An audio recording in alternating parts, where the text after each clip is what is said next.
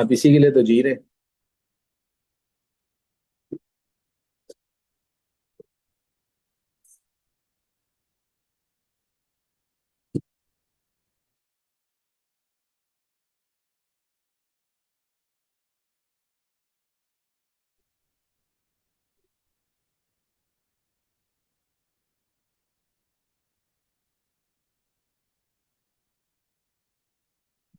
हम्म।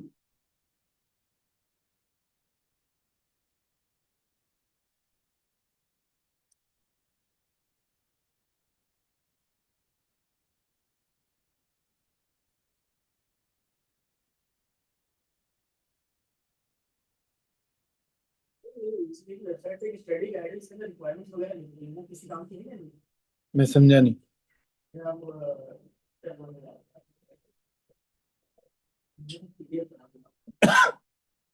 S तुम SBL की बात कर रहे हो? पता नहीं, मैंने नहीं देखी। स्टडी गाइड इसके दो। इसके ये प्री सीन से related.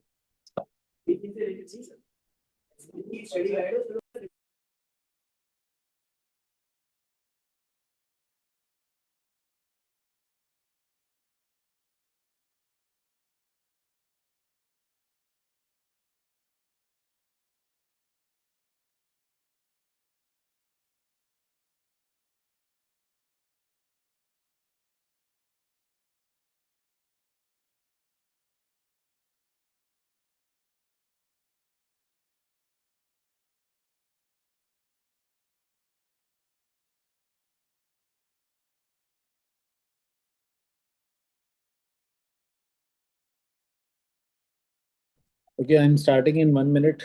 Just let me open my laptop and then we'll start.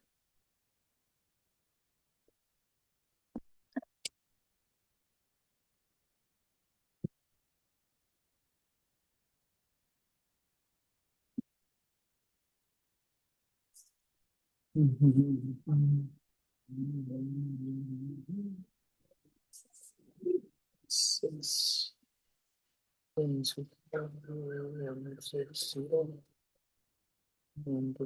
1, 2, 9, 0, 1, 2, 9, 0, 4, 5, 6, 2, 6, 2. Acha, I hope so. The you all must have gone through the pre-scene that is already uploaded by ACCA. And even though if you have not received that pre-scene on your email address, that's perfectly fine. Recording in progress. Pre-scene is actually the same for everyone. So the pre-scene is going to be the same for everyone. I'm going to go through the pre-scene today in today's class, and we'll see that how this pre-scene basically can be predicted before going into the examination. This is just the first insight of the pre-scene. We'll do two different insights. First is the insight that I'm already, we'll be discussing it today. But the second insight that we'll be going through is the pre-scene detail analysis. And for that, we'll go through it maybe after a class or two, right? So this is going to be the first insight of the pre-scene. Let us go. And in this insight, we'll be discussing how can we predict regarding the SBL pre-scene. We'll look into the fact that is this pre-scene something that can actually connect to the older versions of the past paper question? Definitely, some areas is going to be connected with the older version. But at the end of the day, when you are able to do at least 4 to 5 exams or 6 exams before going into the actual examination, so you'll be in a very comfortable position to, have a predictive analysis on this. Every pre-scene that we receive before going into the examination has some similarities in them, and those similarities are basically reflected in this pre-scene as well. I'm glad that the examiner have given you some detailed information regarding the pre-scene, which is something good because of the fact that whenever we receive detailed information, this means that we can drill it down well. But on the other hand, the issue is historically it used to be a 12 page questions, 12 page pre-scene, but this time it's 13 page. So this means that if you get some additional information or if they have given you information in quite detail, this can have a negative effect as well. The negative effect can be that the exhibits might be bit, challenging, but nothing is challenging if you guys are giving your 100%, and I believe that you all are trying your level best. So this is the pre-scene that is already given to us. आ गया। इसको मैंने भेज दिया, वो दे दे। This is the pre-scene that you are going to go through. In this pre-scene is about hairdressing industry. So now what I'm going to do is I'm going to highlight few of the areas. देखो अगर होगी तो ले आओ. I'm going to highlight few of the areas of this pre-scene analysis, and I believe that this pre-scene analysis will be quite helpful for every one of you. So let's just quickly drill into the pre-scene and the analysis that we are actually given. In this pre-scene analysis, it's a hairdressing company. Acha, for every single pre-scene that we receive for the detailed examination, there are three things that every single pre-scene actually includes. The first is the introduction. So we are given with the introduction. Obviously, this introduction will be about the company. Then there is an introduction about the hairdressing industry in the KLAN. So KLAN is a place where they are actually incorporating this company. Then there's an introduction given about the company as well. So the company introduction is very, very important. Today, in today's class, I'm going to thoroughly read the entire pre-scene. We will try to predict some of the models. We will try to predict that the examiner might be asking question like this and that. So if our prediction goes well, you will be in a better position to, write down your answers. So initially we are given with the introduction. Okay. Then there is a hairdressing industry in the KLAN. They have given us an overview about the hairdressing industry. Good. They have given us market structure, that how does the market operate. Then they have given us some information regarding the staff, services. Services should be very important because normally whenever they give services and the services of the company are lesser than the services of the industry, there are chances that we can add more services to our portfolio industry. Now, the first thing is that this is a service-based industry. It's not a manufacturing industry. So there are certain specific models that specifically applies to services industry. Then pricing and cost, critical success factor. Whenever you hear this word critical success factor, the next word that should come into your mind is key performance indicator. Whenever you hear the word critical success factor, make sure that the next word that comes into your mind is key performance indicator, because the key performance indicators are basically the indicators of the company that actually identifies how the company is going to perform, how the company's parameter will be tested in the examination. So challenges within the industry. So these are the challenges of the industry. However, they have also given us innovation and development. So every single model that applies to innovation and every single model that applies to development can be actually tested in this exam because of the fact that they have given us a hint. I'm just reading the pre-scene from the bird's eye view right now. Okay. Then they have given us key performance indicator. Okay, so every success factor should have key performance indicator, and they have already given it to us. Industry body, industry standards, and legislation. We are going to first try to identify, is there any governing body in the hairdressing industry? See, the information that is given to us over here, that is more than enough. That is the ample amount of information that we have. We do not need to figure out some additional information from any other sources. This is the best information that we can utilize. Then it says Denis and Koko Limited. Background, ownership and financing, the key stakeholders. Whenever they tell you about the stakeholders, which model should come into your mind? Menlo's matrix model. So whenever they are informing you regarding the stakeholders, we need to figure out if the stakeholders' interest and power is on the higher side or on the lower side, and then we need to act accordingly. And remember, whenever you apply the Menlo matrix model, you have to keep in your mind that if the power seems to be high, you have to write power high. And if let's suppose interest seems to be low, you have to write interest low, power high, power low, interest high. And you have to also identify the course of action like minimal efforts, keep informed, keep satisfied, or keep players. Then it says board and organization structure, key stakeholders, ownership and financing, brand position, services and products, service processes, suppliers and cost, information system and use of technology, IT, again, IT system and use of technology is an important point. Risk, DKK website extract, financial and non-financial information, selected summary. Now, this financial and non-financial information is an important parameter for us, and we are going to, uh, sorry. So let's move forward. It says Dennis and Coco. Dennis and Coco is a hairdressing business in Kayland, a developed country. So it's a hairdressing business in Kayland, a developed country. Now, whenever I say developed country, this means that the capital structure of this economy will be mature. This means that you must be having different sources of finance. Then, as it is a developed country, this means more strict laws. This means more GDP.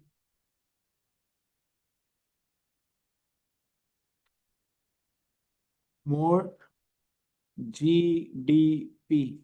This means more transparency. Right? So these are the factors that you can identify from the developed country perspective. With a stable economy, it is the third largest business in the industry in Kayland. So this is among the top three businesses. It's the third largest business in the industry in the Kayland and has been established for 40 years. So it's a historic business. Okay. Then hairdressing industry in Kayland. Now they are giving you overview of the hairdressing industry. The hairdressing industry provides services to men, women, and children clients. The services are provided to clients in shops, which are known as salon, by trained staff, hairdressers, who are supported by trainee hairdressers, assistants. So whenever he is going to say hairdresser, this means that they are the most valuable person in this market, and assistant means that they are the juniors. Saloons are managed by salon manager. Some salon employ receptionist as well. Okay. Market structure. Hairdressing is a very large and competitive industry in Kayland. Obviously, if it's a third largest industry, it has to be a large industry. It has to be a competitive one. Employing 2.59 million people. So 2,59,200 people are now employed, just under 1% of the working population of the Kayland. It is very fragmented, mainly because there are low barriers of entry. Now, this is a very important point. You have to consider this point when you are writing your answers. Whenever you are going to write your answer, you have to keep this thing in your mind that this is an industry that is highly competitive, and this is an industry in which every single person can have an entry and exit. Why? Because they have very low barriers to entry. So you have to do something high competitive enough so that the consumers give you a chance to stay in this market. Okay. Yes, we need to have differentiation strategies can be applied over here. Depend करता है भाई. 4 to 5 forces will depend on the exhibits that we receive. Now, save hairdressers because they are the most important. Yes, they are the most important. You know this, no? Now it says no. Over 99% of the hairdressing businesses are small, independent businesses with just one salon and maximum of 10 members of staff. The remaining businesses are either local chain operating 2 or 4 salon, in a particular town, what would be the beginning of the just wait. Let me read it, then I'm going to come to your question. The remaining businesses are either local chains operating 2 or 4 salons in a particular town or city or region, or national chains with 5 or more salons. No single business dominate the market. Okay, so there is no dominance in the market. Historically, we have seen the pre-scenes that we received, they were a dominant business in the market. But over here, he says that there is no single dominant business in the market. The three largest businesses are national chains and generate 3% of the total revenue between them. Now, this means that even the largest business own only 1% of the revenue. Of the total revenue. And this means that there are more than hundreds of companies or small salons who are basically owning the hairdressing salons. Over 98% of the hairdressing businesses have revenue of less than $5 lakh, which is below the average business revenue in KLM. So 98% have less than $500,000. There are 3 different types of client experience offered by the business in the industry: basic, good, and excellent. So 3 different types of client experiences. Basic means okay, good, and excellent. You can divide it. Now, types of client experience. Basic. Level of services is low and services offered only a small range of services. Experience and skills of hairdresser. Basic skills and little experiences. Salon, simple interiors and basic furnishings. And prices are cheap. So I would rather say that this is a penetration strategy. Like if you are entering into this type of salon, this means you have to penetrate it well by keeping the prices low, because this is for low income earner, for low income consumers. They are going to use these services. Then good, satisfactory, level of service satisfactory. Most services, average level of skills and experiences required, pleasant interiors and comfortable furnishing, reasonable. So I would rather say this is something that you go with the niche, or maybe you go for selected consumers. Selected or once, or let's suppose occasional consumers. Acha, one more thing. Remember, the consumer whom you are considering as penetration strategy, he might sometime go within a year for the other 2 types of services as well. For example, if I would want to have my haircut for daily routine, I'll go for the cheap one. But if I want to have a haircut for a particular party or for a wedding function, I might go for the good or excellent one as well. So this means that the consumers can easily shift, which means that there is no switching cost involved in this. Which means that there is no, kindly keep on writing these things. Huh? There are no switching cost involved in this. Selected ones or occasional consumers. Now, excellent services means the premium one. These are the full range of services. Highly skilled and very experienced staffs are involved. I'm saying that if a consumer who repetitively go for the basic services, normally the consumers are going to go for the basic services. But there are chances that once in a blue moon, once or twice in a year, they might also go for the other 2 services. Yes, no lock-in strategy. So there is no lock-in strategy, or I would rather say there is no switching cost involved in this. Successful salon are those. Let's see now how many salons are offering all these services. Excellent premium, full range of services, highly skilled and very experienced staff, luxurious interiors and high quality furnishing, high type of services. So this is a niche.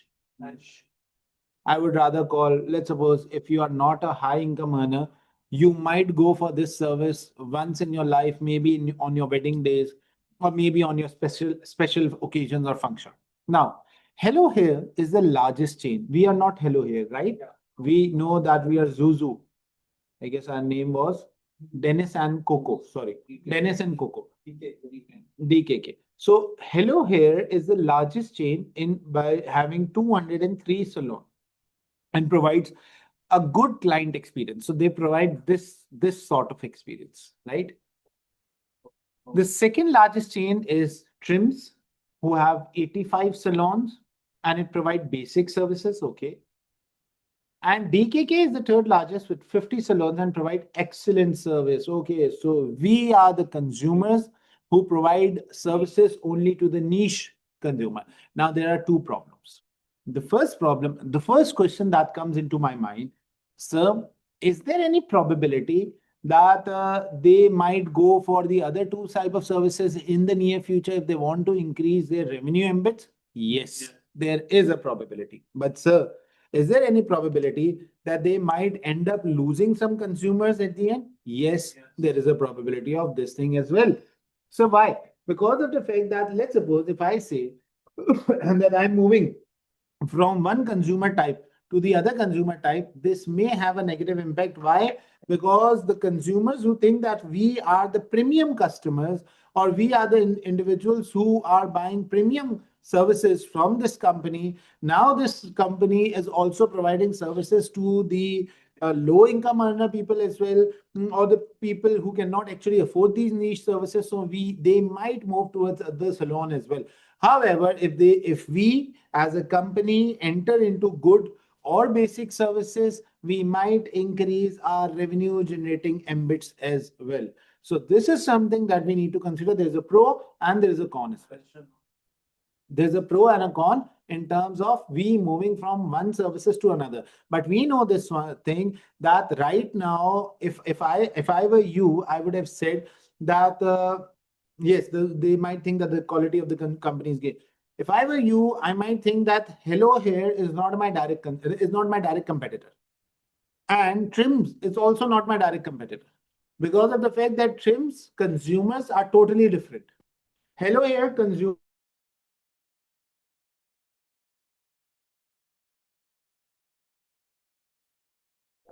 उसका जो customer है वो loose कर जाएगा. हाँ तो हाँ, even if they want to increase their quality, this can also have a negative impact. Very true. बिल्कुल, मैं ये भी कर सकते हैं और ये भी हो सकता है कि हम उस तरफ चले जाए. So hello hair and trims are not our direct consumers, but they are our indirect consumers, and we need to have a consideration on them in terms of indirect consumption, in terms of thinking that if they move towards this type of services, we might end up, losing our consumers. 1 minute. Is it clear to everyone?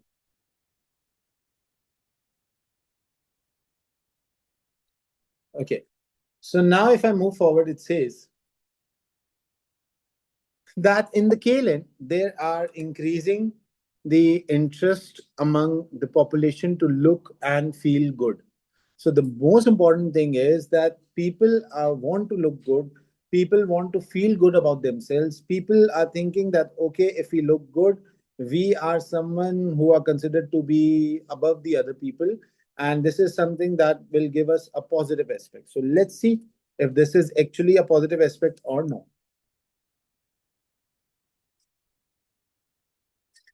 So it says that in the KLN, there is an increasing interest among the population to look and feel good. And this is fueling the growth in number of hairdressing businesses. Now, remember, this is a specific line that whenever you are identifying the market prospects of this industry, you can use this line as an introductory paragraph. You can use this line as an intro. In fact, you can write it over here, use for introduction. It is an introductory line. Why? Because this is a specific line that explicitly states that the industry is booming right now. Why? People want to look good, and they are investing in looking good and going for these hairdressing services. Now, if I move towards saying that what are the different types, or who are the different types of staff that we have. So who are the different types of staff? So we have the hairdressers. Now, these are the hairdressers who basically help us in making us look good. So, hairdressers provide hairdressing services. Hairdressers provide hairdressing services. Recording in progress.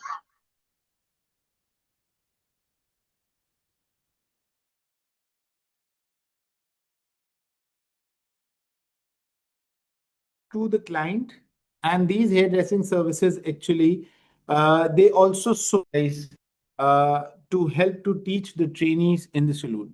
So basically the hairdressers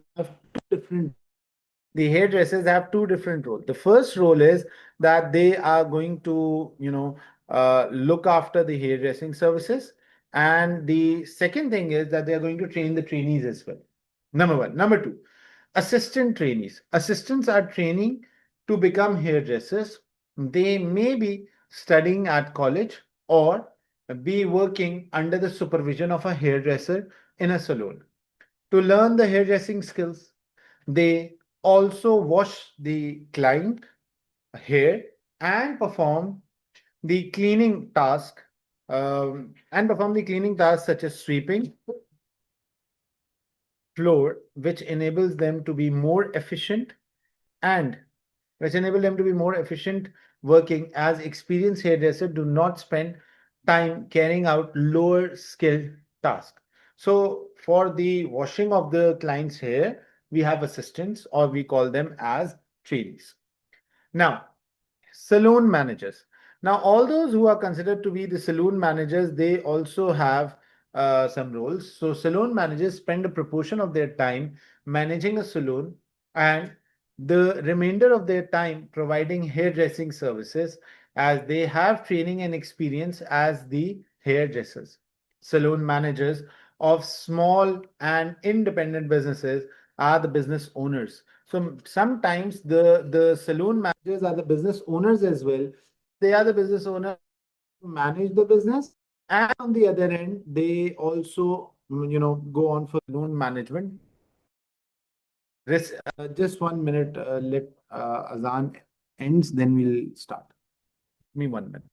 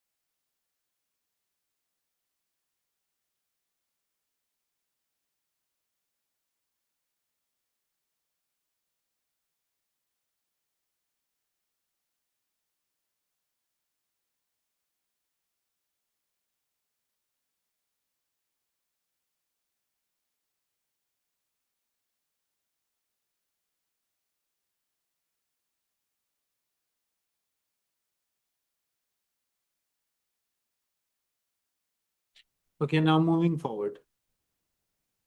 Now it says that we have four different types of staff, and all these staff have different roles that these guys are performing, right? Now, if I move forward with the uh,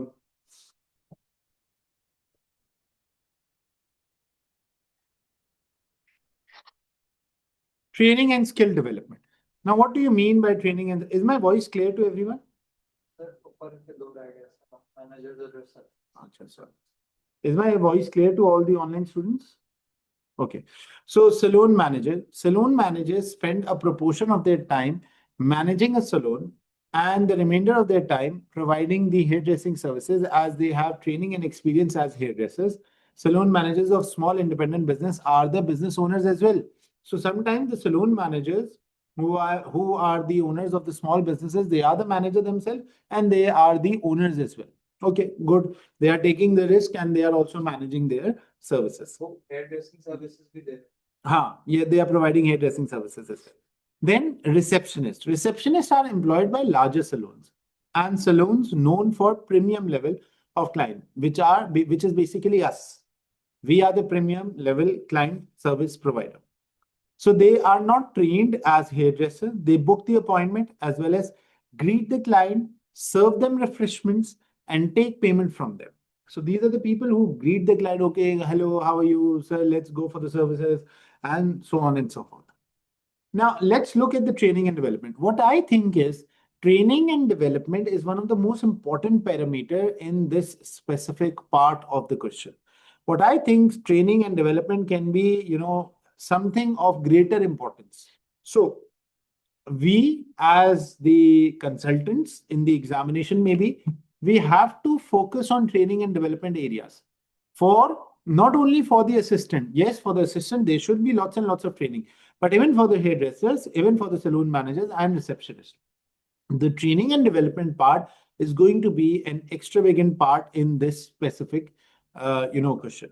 Then training and skill development, a range of training routes and qualifications for assistants are available in the industry, but they are not mandatory. They include college courses like linked to on the job training. So the training courses that we have, it's like a on the job training in saloons. Larger chain have their own training academics. So bigger companies, larger chain companies, they also have their own training salons, own academies as well in order to train people. Okay. Many hairdressers continue to develop their skills during their career. The training academics of the larger chain also provide continuous professional development. So there are some CPD as well involved.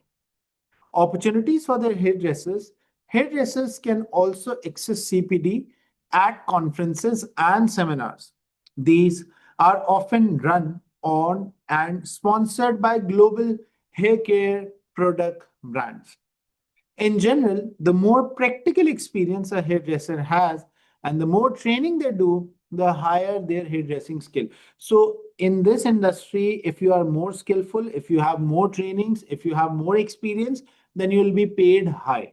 Okay. Hairdressing competitions, both national and international, provides hairdressers with the opportunity to demonstrate their skills. Winning a competition has a significant positive impact on hairdressers' reputation within the industry and with the clients. So the most important, element of using the perspective, the most important element of using the perspective that if a particular hairdresser wins a competition, that is something that is going to be very much fruitful for the company. Why? Because this will actually help you in order to gain a competitive advantage in front of your clients and in front of the other people as well. Then hairdressing competition, both national and international, provide hairdressers with the opportunity to demonstrate their skill. Winning a competition has a significant positive impact on hairdressers' reputation within the industry and with the client as well. Some hairdressers use social media platforms to showcase their skills, engage with the current and potential client, and promote their services. So some of them have social media platforms as well. Then services. Now there are certain types of services that we are offering. What are the services? Washing. And washing is being done by the assistants. So washing, drying, and we are requested styling hair, for example, creating a temporary curl using heated hair styling tools. Dyson maybe, or maybe other type of tools. Cutting, styling the hair by trimming or cutting it. Uh, Perming, creating a permanent wave or curl in hair using chemicals. So all those women who are listening to us right now, this is of a greater importance to the women, specifically for the ACCA. Then coloring, Changing the color of hair temporarily or permanently using chemical. I believe there are men as well who are right now changing colors of their hair, but fair. Straightening, converting wavy or curly hair into straight hair using chemical. I guess I can be one of the client for them. Grooming, shaving, and beard and mustache trimming.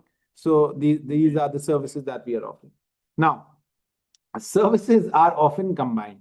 For example, a client may have their hair washed and cut. Obviously, we also, whenever we go for such services, we offer at least two or three services we take from the client. Then clients usually book appointment for services in advance.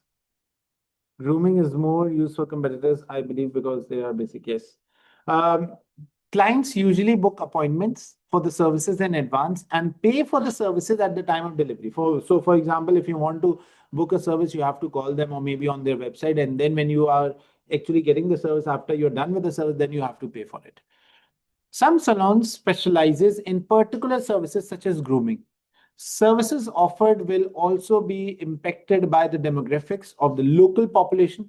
For example, younger clients often want to experiment with the colors, and so there are several salons specializing in colors in major cities where many young people live. So, what I see that there is an opportunity of increasing the revenue streams either by moving your services from good basics or premium. There's one way of increasing the revenue. And the other way of increasing the revenue is to specialize in a particular service. For example, if I have 57 salons, I believe we were owning 57 salons. So if we have 57 salons, what we can do is out of those 57 salons, maybe 10 salons can be the specialist one for coloring the hairs, or maybe for grooming maybe grooming the groom or the bride. So there's a speciality involved in these services. So either you can specialize on a particular type of service and then you are going to be the specific supplier of that service, or you can specialize in the general services as well. Now, small single salon businesses and local chain tend to be open 5 days a week between 9 to 17 hours. Regional and national chains often have larger salons or more staff and may open their salons 6 days a week or and for longer working hours. In most salons, all hairdressers perform all the services. Wait. All the services offered, however, in the largest saloon, individual hairdressers offer specializes in, for example, cutting and coloring. So this means that there are two types of people involved in providing these services. There can be one person, for example, we generally go for the basic services. I'm talking about myself. I go for the basic services. So there's only one person involved in cutting my hair, in making my beard, and maybe any other facial related or any other related services as well. But that is only single person who is performing all the type of services for us. But if you move towards the other type of the services, they can be for most importantly for the premium services, there can be one person who specializes in hair cutting, there can be another person who specializes in the beard making, there can be another person who specializes in coloring the hair, there can be another person who specializes in facial or any other related service. So in most salons, all hairdressers, in most saloons. So this means that if we are premium ones, we might go for the other part of the service. Sir लेकिन हम full range of services offer कर रहे हैं premium है तो हम ये add तो नहीं कर सकते रेवेन्यू स्ट्रीम जो आप कह रहे थे ना कि हम ये स्पेशलाइजेशन कर रहे हैं तो हम तो ऑलरेडी सब ऑफर कर रहे हैं नहीं मैं बता रहा हूँ in most salons all hairdressers perform हम सब नहीं ऑफर कर रहे हैं प्रीमियम ऑफर कर मैं बता दूंगा वेट मैं बता दूँ अच्छा in most salons all hairdressers perform all services offered. However, in the largest salons, individual hairdressers make specializes in, for example, hair cutting or coloring. Hairdressing businesses drive, on average, 95% of the revenue from the hairdressing. So the most important service that this hairdressing industry is getting from, or the revenue that major revenue they are getting from hairdressing, is the hairdressing business, that is hair cutting maybe. Some businesses also sell hair care products such as shampoos and conditioner and hairstyle tools such as hair dryers and brushes. These are the revenue stream. These retail products are only available in the hairdressing salons. They are frequently marketed as professional hairdressing use only and hence attract a price premium. Maybe we might be selling it. The hair care product sold in the salon are also used on clients in the salon, and business use a variety of techniques to increase their retail sales. These include in-store and salon window displays paying commission to the hairdressers who recommend the products to the client and giving samples of the products to the client. So these are basically like, for example, if I'm going for the premium service, the hairdresser is going to recommend me, sir, go for this specific shampoo. It's going to help you. It's going to it's going to make your hair more healthy. So if I agree, okay, I want to go for this service. So he might give me that service and he may give me a sample of that shampoo. And afterwards, marketing it in such a way that I might end up buying that specific service or that specific shampoo as well, right? Do you get an idea? So till now, it's something which is very simple. It's something that is, basically very, very simple. Marketing by sampling, yes. Let's do 10 minutes namaz break till the time I figure out why my iPad is not charging. And then after 10 minutes, I'm going to continue, right? So let's have a 10 minutes of namaz break and then we'll continue.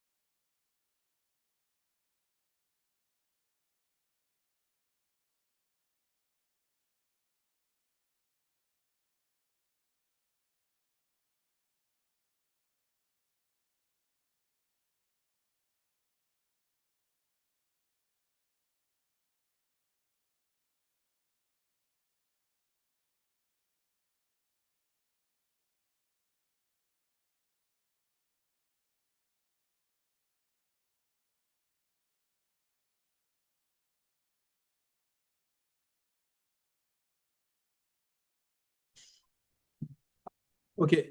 लिखो.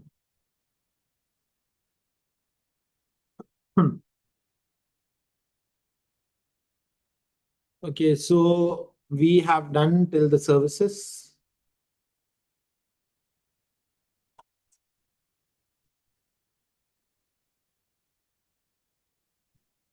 Okay, so now let's move towards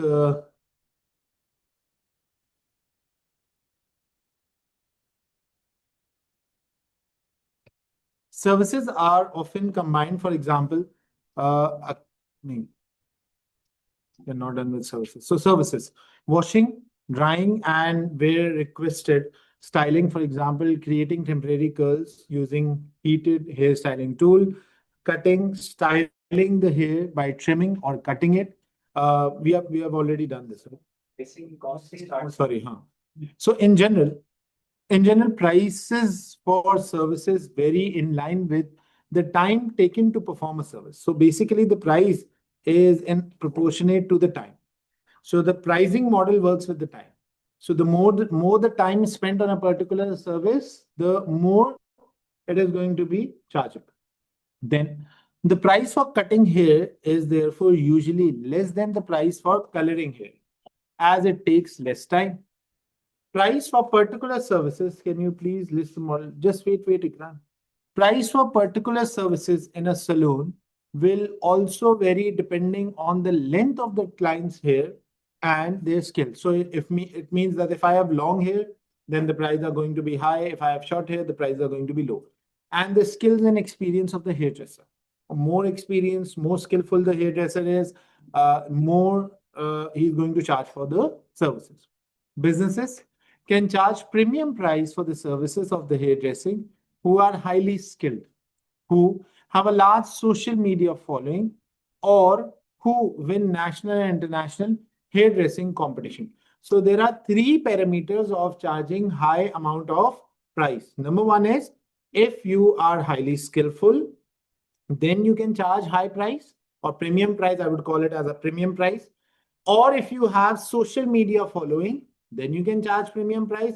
Or if you have won national and international hairdressing competition, then you can charge the premium pricing.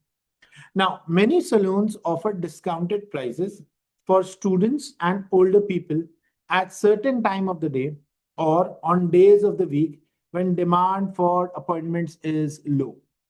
So this, I would say, it's a time-based pricing model as well. But this time-based pricing model only applies to the students and older people. So maybe during the afternoon time, I believe that the services for haircutting are less in demand, so they might give some discounts at that particular point of time.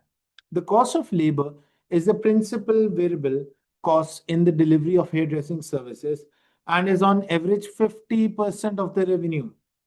So this means that labor is the hairdresser cost, assistant cost, that is going to be the substantial cost, right? So the labor cost accumulates 50% of the revenue. It's one of the major costs. In fact, it is the major cost. Then the margin on different services therefore depends upon the proportion of the time taken to perform a service, which involves a hairdresser. Now, what I'm getting an idea is that the hairdresser might be paid on the basis of hourly basis. So the more hours he spend on a particular service, the more he's going to be paid. This means that the 50% proportion of the hairdressing services are basically, or the cost is basically associated with the specific time, and the more experienced the hairdresser is, this means that more he's going to charge for the services. The margin on different services therefore depends upon the proportion of the time taken to perform a particular service, which involve a hairdresser. Cutting and grooming services are low margin as the hairdresser is involved throughout the entity of the services.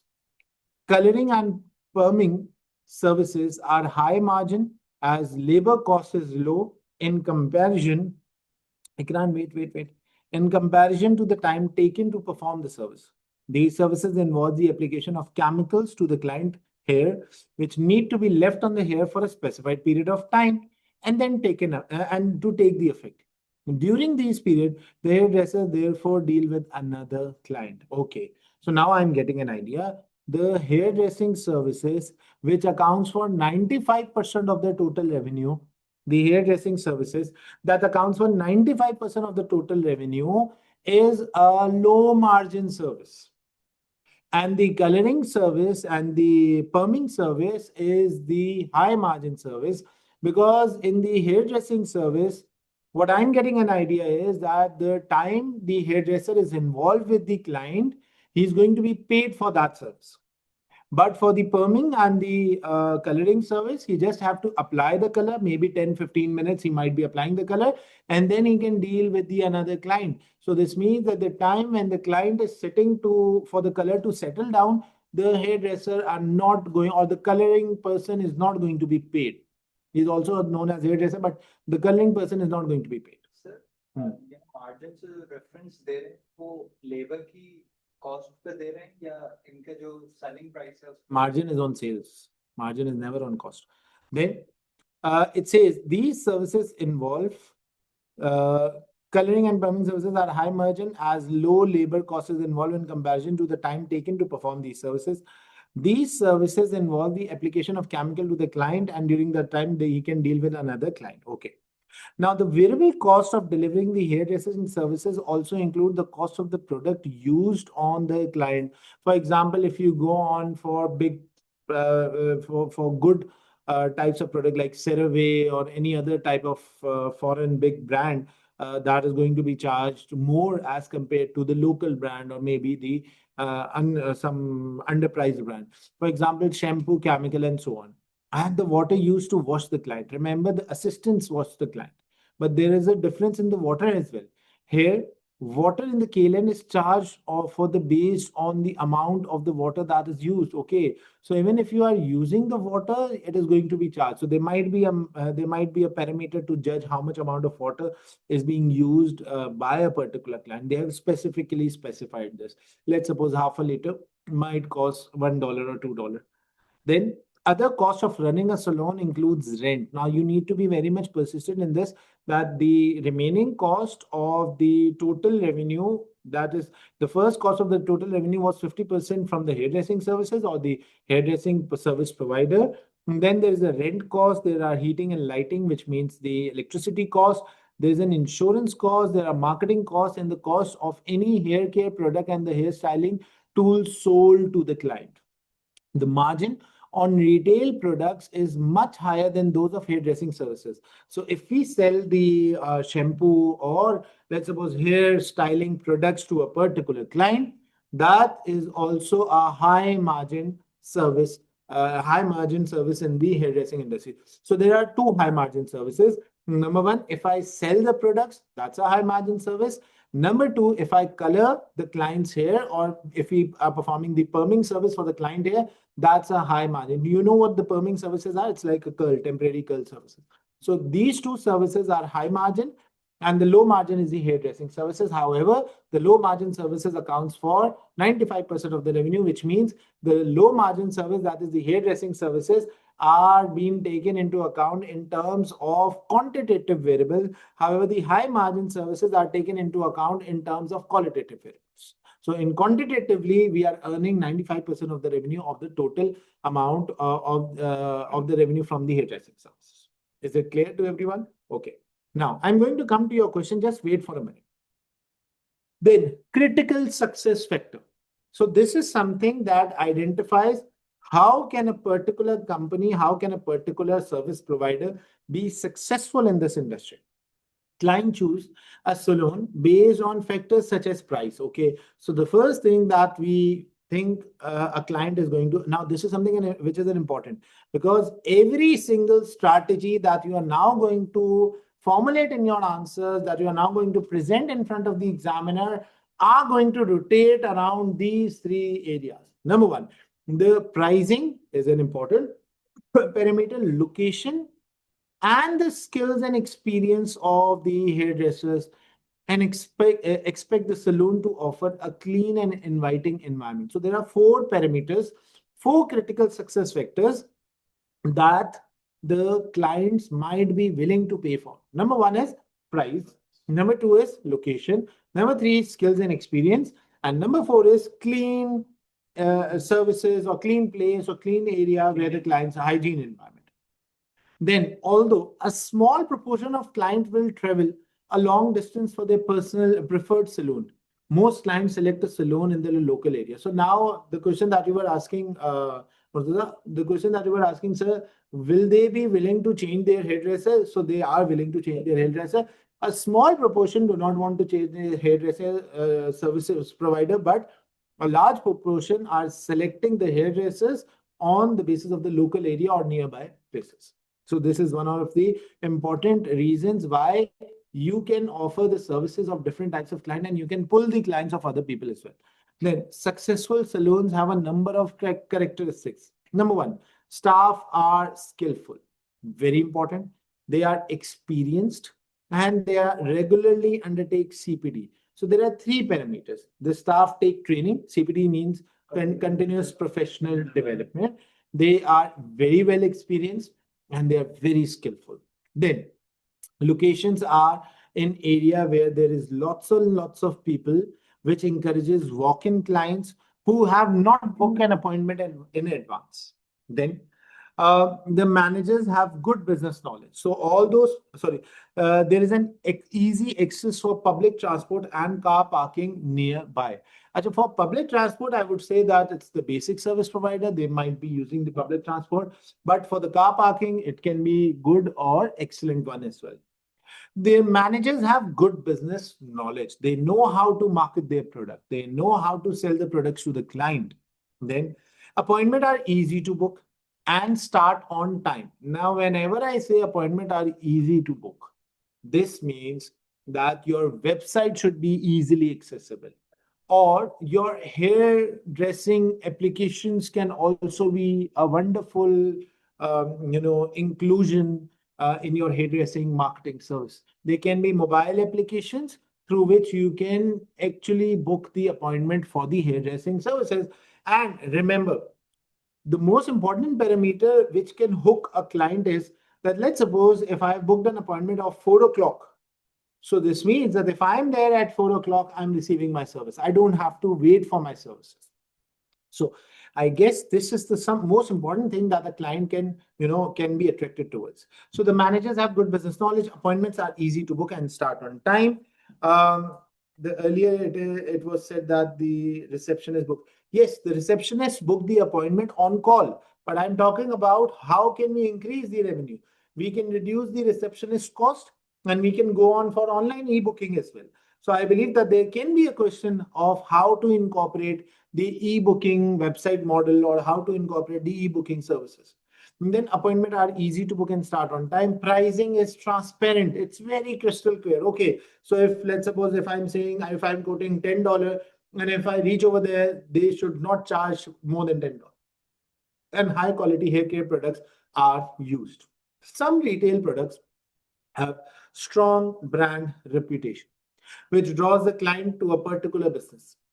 If a business itself has strong brand, clients are more likely to choose that business over the competitors, even if the prices are the same, right? So if you have a strong brand image, this means you are most chosen one. But how to increase the brand image? By aggressive marketing, by having social media presence, right? You know it well. In order to hook the client, in order to attract the client, social media presence is one of the most important parameter. Word of mouth marketing, you can write it, kindly write whatever I'm saying. Word of mouth marketing is also an important parameter, because this is a service-based industry. So in a service-based industry, either it's hairdressing or it is teaching services. It's word of mouth marketing.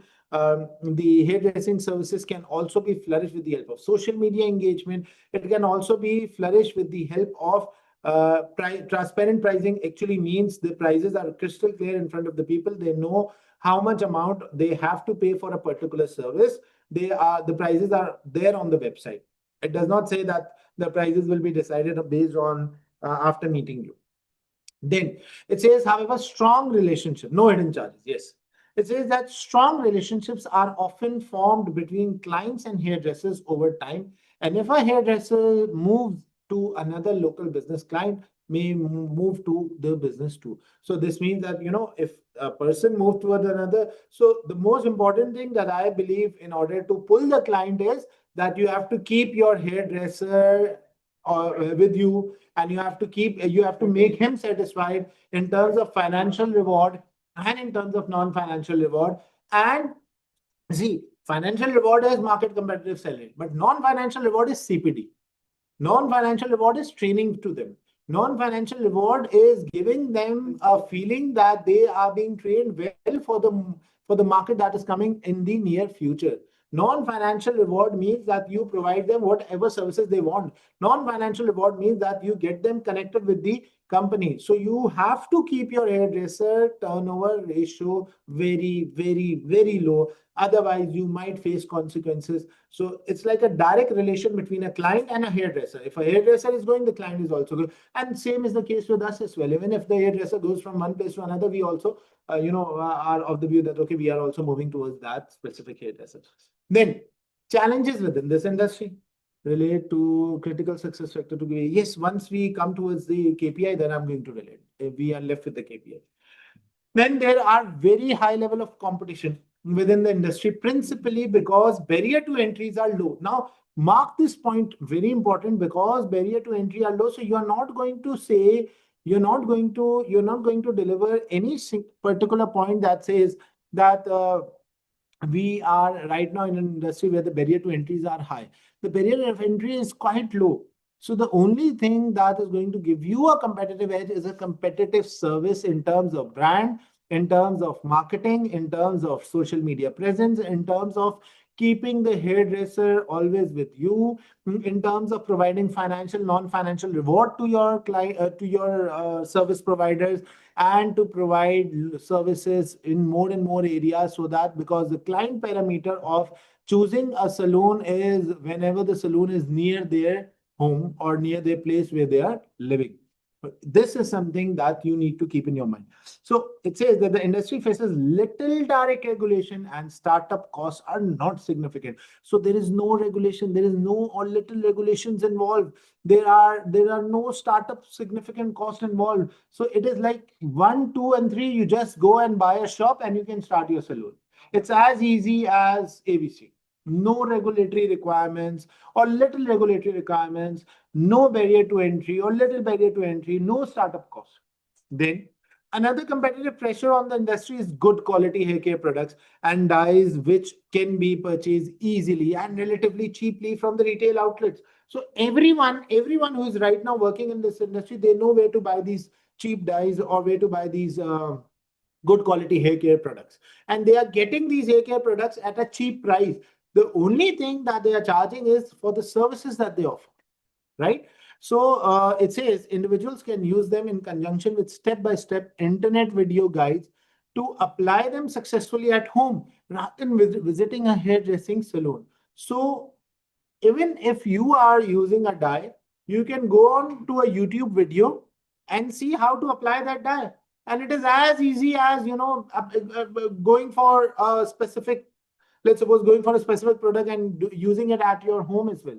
But what is that specific element that is going to help you out in bringing you towards the hairdresser is by the hairdresser identifying some medical benefits of those that specific dye. The hairdresser identifying the specific dye that suits your specific hair, right? How can I hook my client? See, many people right now on different public groups, I was saying, so can we use chat GPT to, identify this entire pre-seen material? How can I pull them towards me?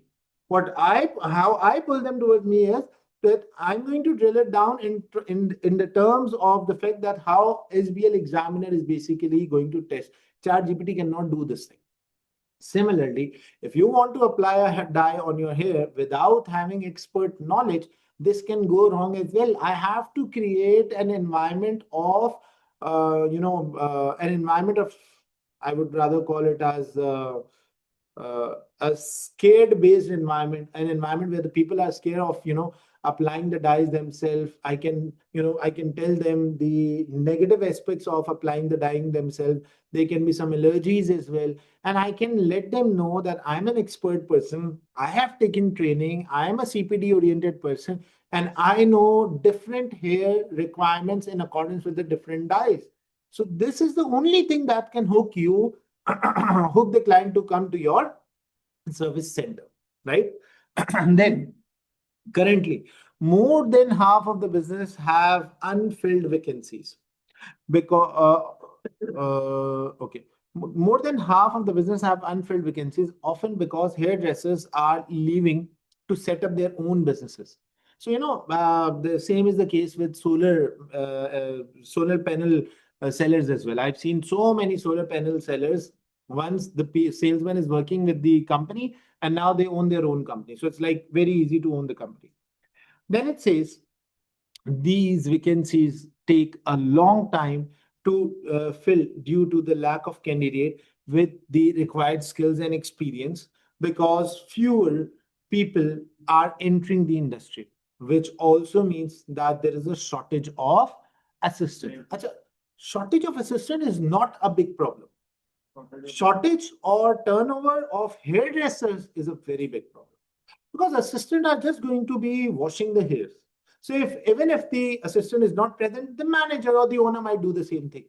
But the shortage of hairdressers, the service provider, that is going to be one of the biggest issues that the company can face.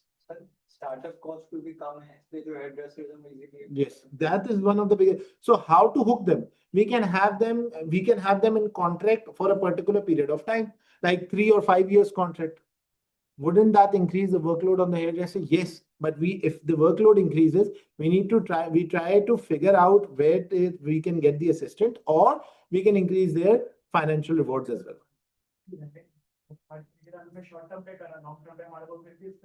Yes, very true. But what to do? If the hairdresser can open their own salon, if there is no minimum legal requirement, there is no barrier to entry. So what can we do? We can just offer them some very good financial reward that they cannot think of, having in their own business. That is the only thing. fixed plus commission based कुछ इस तरह का package Yes, fixed plus commission based, giving them major portion of the sales. That is the only thing that we can. Non-monetary benefits.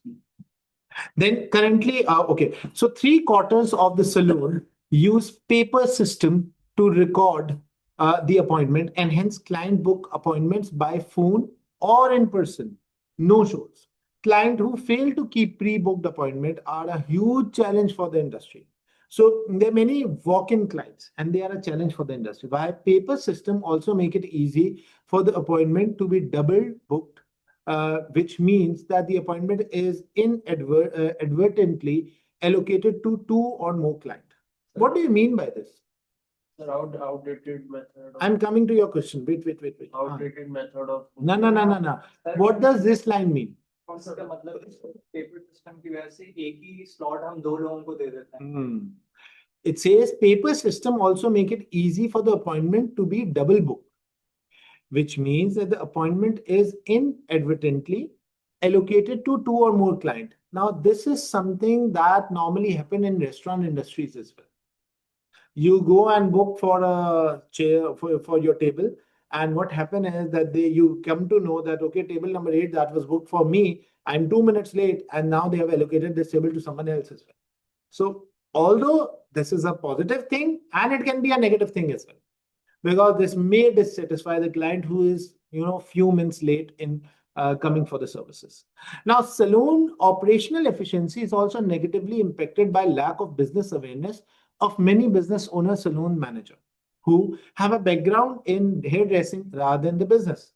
So, the thing that actually is favorable for the industry is that, let's suppose if there's a hairdresser who have no business sense, if he leaves your company and move towards making their own business salon, this can go negative for him. Because over here it says that the saloon operational efficiency is not related to marketing. Operational efficiency is not related to clientele. Operational efficiency means cost coverage. So the cost can be substantially high for those hairdressers who, day-to-day activity.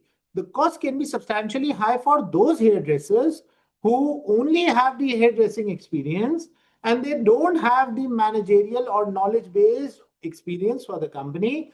And if they don't have the managerial or knowledge-based experience for the company, then they might end up losing extra, or they might end up having extra costs for the same services as compared to someone who is running the business and having the business knowledge. So this is a positive thing to reduce the turnover of hairdressers. See, the only thing that I believe is that the hairdressers might leave you and they might open their own. However, if there's a hairdresser who have a managerial skill, who have the business operational skill, who have the entrepreneurial skill, and he's also a hairdresser, that is the biggest threat for the company. This is rare. The industry revenue is volatile and is dependent upon economic conditions. Remember, we are working in a developed nation. So as these affect how much client will spend in saloon and how frequently they will visit saloons. Now, hairdressing has a huge environmental impact. The waste include plastic bottles, cotton wool, but only 20% is recycled. So if we want to have a good eye from the stakeholder on us, We can be someone initiating the recyclable material, recyclable products, recyclable products, not services. Chemicals used in the hairdressing services are often hazardous to the environment if not disposed of correctly. Salon use an enormous amount of water and electricity each day, resulting in significant level of greenhouse gas emission, including CO2. So this means that the saloon is using enormous amount of water and they are using enormous amount of electricity. So this means that there is something negative right now in this paragraph. But how to reduce this negative area? By reducing the use of electricity, maybe going for solar solutions, maybe going for alternative solutions, and maybe reducing the use of water by having wet tissue towels or maybe other, yes, SDG goals, very good, very good. SDG sustainability goals, and you can also come up with the recycling model. You can also come up with the advantages. The examiner might ask you what are the advantages or benefits or disadvantages of having a recycling model incorporated in your company. So the benefits can be that wider stakeholder will gain trust, green consumers will increase, recycling will reduce our costs, support from the government in terms of grants, in terms of subsidies. But from the other end, the disadvantages are it is going to be a costly element. The recyclable material are not yes, obviously costly element. The recyclable materials or the recyclable products are not anonymously present. They are not present at large. So we have to find out ways. Adaptability is different. We have to train individuals in order to go on for the recycle. We have to train the clients as well. Why should they use the recyclable material and why should they pay for the recyclable material? Because recyclable material are going to be a bit expensive as compared to the normal ones. Biodegradable, biodissolvable material. Remember these two words, biodegradable, biodissolvable material. Then innovation and development, very, very, very important. It says environmentally conscious clients are increasingly demanding eco-friendly practices. Okay, so we have environmentally conscious clients and products. Sustainable. Remember to read the SDG goals once again once you go back to your home. You have to read that SDG handout that includes 17 SDG goals. Just read it once. On the last page of the handout, there are 17 SDG goals. Make sure as you go through them. Just the headings, not more than that. So sustainable hairdresser, hair care brand, which minimize the environmental impact, are gaining popularity. So they are gaining popularity. This means that you have a chance of moving towards the sustainable solution. Sustainability can be tested in this exam. Trust me, I'm getting a hint that sustainability can be tested in this exam. Technology is revolutionizing this industry. How? Online booking system, which means website. I don't know why, but there might be a question saying that we are in a process of developing our own website. I don't know if they have the website right now or not. But there might be a possibility that we are developing our own website. We are developing our own application on mobile phones and identify how this application can be advantageous for the company or what are the disadvantages for this application or website. So online booking system remove the risk of double booking, reduce the risk of double booking. Double booking is already done on the paper-based booking model. They can send SMS reminders to the client, reducing the likelihood of no show-ups. No shows वाला mention था कि Yes. problem है हमारा. Could you repeat what you said in the handout to review your handout? Unable to hear. Okay. So I said that there was a handout. The name of the handout was? Agency and stakeholder handout. In that agency and stakeholder handout, on the last page of that handout, there are 17 SDG goals. There are 17 SDG goals. You have to go through them. Just the heading of those 17 SDG. They're very, very, very simple. You can remember them within 5 minutes. Now, specialized saloon management software incorporates inventory management, client information, and digital scheduling. So they are specialized saloon management software that basically helps you to reduce the inventory holding cost, inventory reordering cost, and client information, which means data analytics. Now, client information that you are receiving, maybe you can offer services to the. For example, let me tell you one thing. I normally go to a restaurant And in that restaurant, they ask me before going to the table, my cell number. Whenever I give them the cell number, the waiter who comes to me and he says that, sir, last time you ate this specific stuff from our restaurant. I know your taste. Specifically, this happens in the steak industry. I know your taste. Do you want to, change your product that you are going to eat tonight, or do you want the same old product? So if I say I want the same old product, they know it well how to cook. For example, I don't like mushrooms, so they know how that he is someone who don't like mushroom.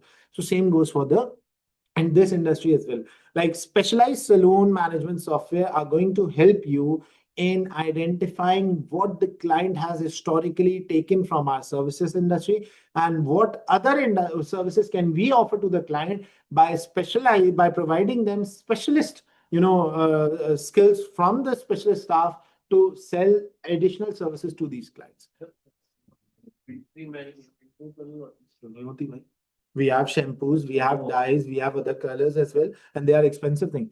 Holding larger database, yes, they can also be, a big data problem. They can be data security problem. They can be a question based on data security.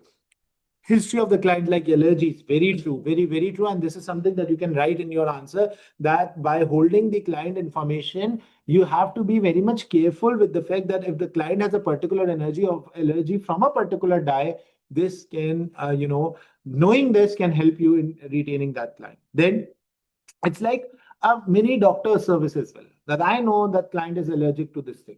So I'm not going to use this specific stuff in this. Then, for example, many people are allergic to scrub on their face, right? Their skin is allergic to scrub on the face. So whenever you apply scrub, this actually creates some, red spots on your face. Because I'm someone who have this issue, although I don't go for facials, but I'm just telling you. So these things are basically, if they are dealt with the service provider in such a way that I don't have to tell them and they know it properly, so I'm not going to change my service provider. It's a different skin type, so that the different face washes, yes, oily skin and other types. Right. Very good. So specialized saloon management software, augmented reality. What's an augmented reality? AR. What's an augmented reality? Let me tell you. Augmented reality application provide client with realistic preview of their hairstyle before committing to a specific look. No. It's not like a game. Augmented reality is okay. So client, I'm giving you this particular camera in front of you. You just enter into this room and whatever hair dye color you want, we are going to take a picture of yours and we will give you options. Like for example, I want to go on for brown color. Although I will look very bad in brown color. Let's suppose if I want you to give an option of brown color. Okay, so brown color, green color, white color. So they are going to present it in a way that how will I look with having brown color, green color hair, or this is also available on the Snapchat option. You normally change your face, you normally change your color of the face of your hair, but this augmented reality is more realistic. And this can give you a way better, option from the available option that you have. It's a very good way of marketing the client. Then social media solutions and online loyalty programs, reward schemes. So they can be social media solution. Okay, if you come for recurring sales, if you take 10 times, if you take our services for the 10th time, you're going to get free service for the 11th time. If you take the same service for the 10th time, let's suppose I'm going to give you a 50% discount on the 11th time service. If you take service for the 10th time, I'm going to give you a goodie bag. I'm going to give you a giveaway. So marketing initiatives which are designed to incentivize the repetitive business and foster long-term relationship with the client can be used to attract and retain the clients at the end. Now, key performance indicator. Before going to key performance indicator, remember the critical success factor of the company is pricing, location, skill, and clean services. Now, hygiene requirement. Now, let's move with the key performance. Appointment booking rate. So, if I want to assess that how many of you are providing all these 4 services to the client and the client are satisfied with these 4 critical success factor, I need to look at the appointment booking rate. So, this is calculated as appointment hours booked as a proportion of the appointment hours available. appointment hour. So for example, if my services are available for 12 hours and then there are 10 people working in my company, working in my hairdressing salon. So this means for a particular day, I have 120 hours. Am I clear on this?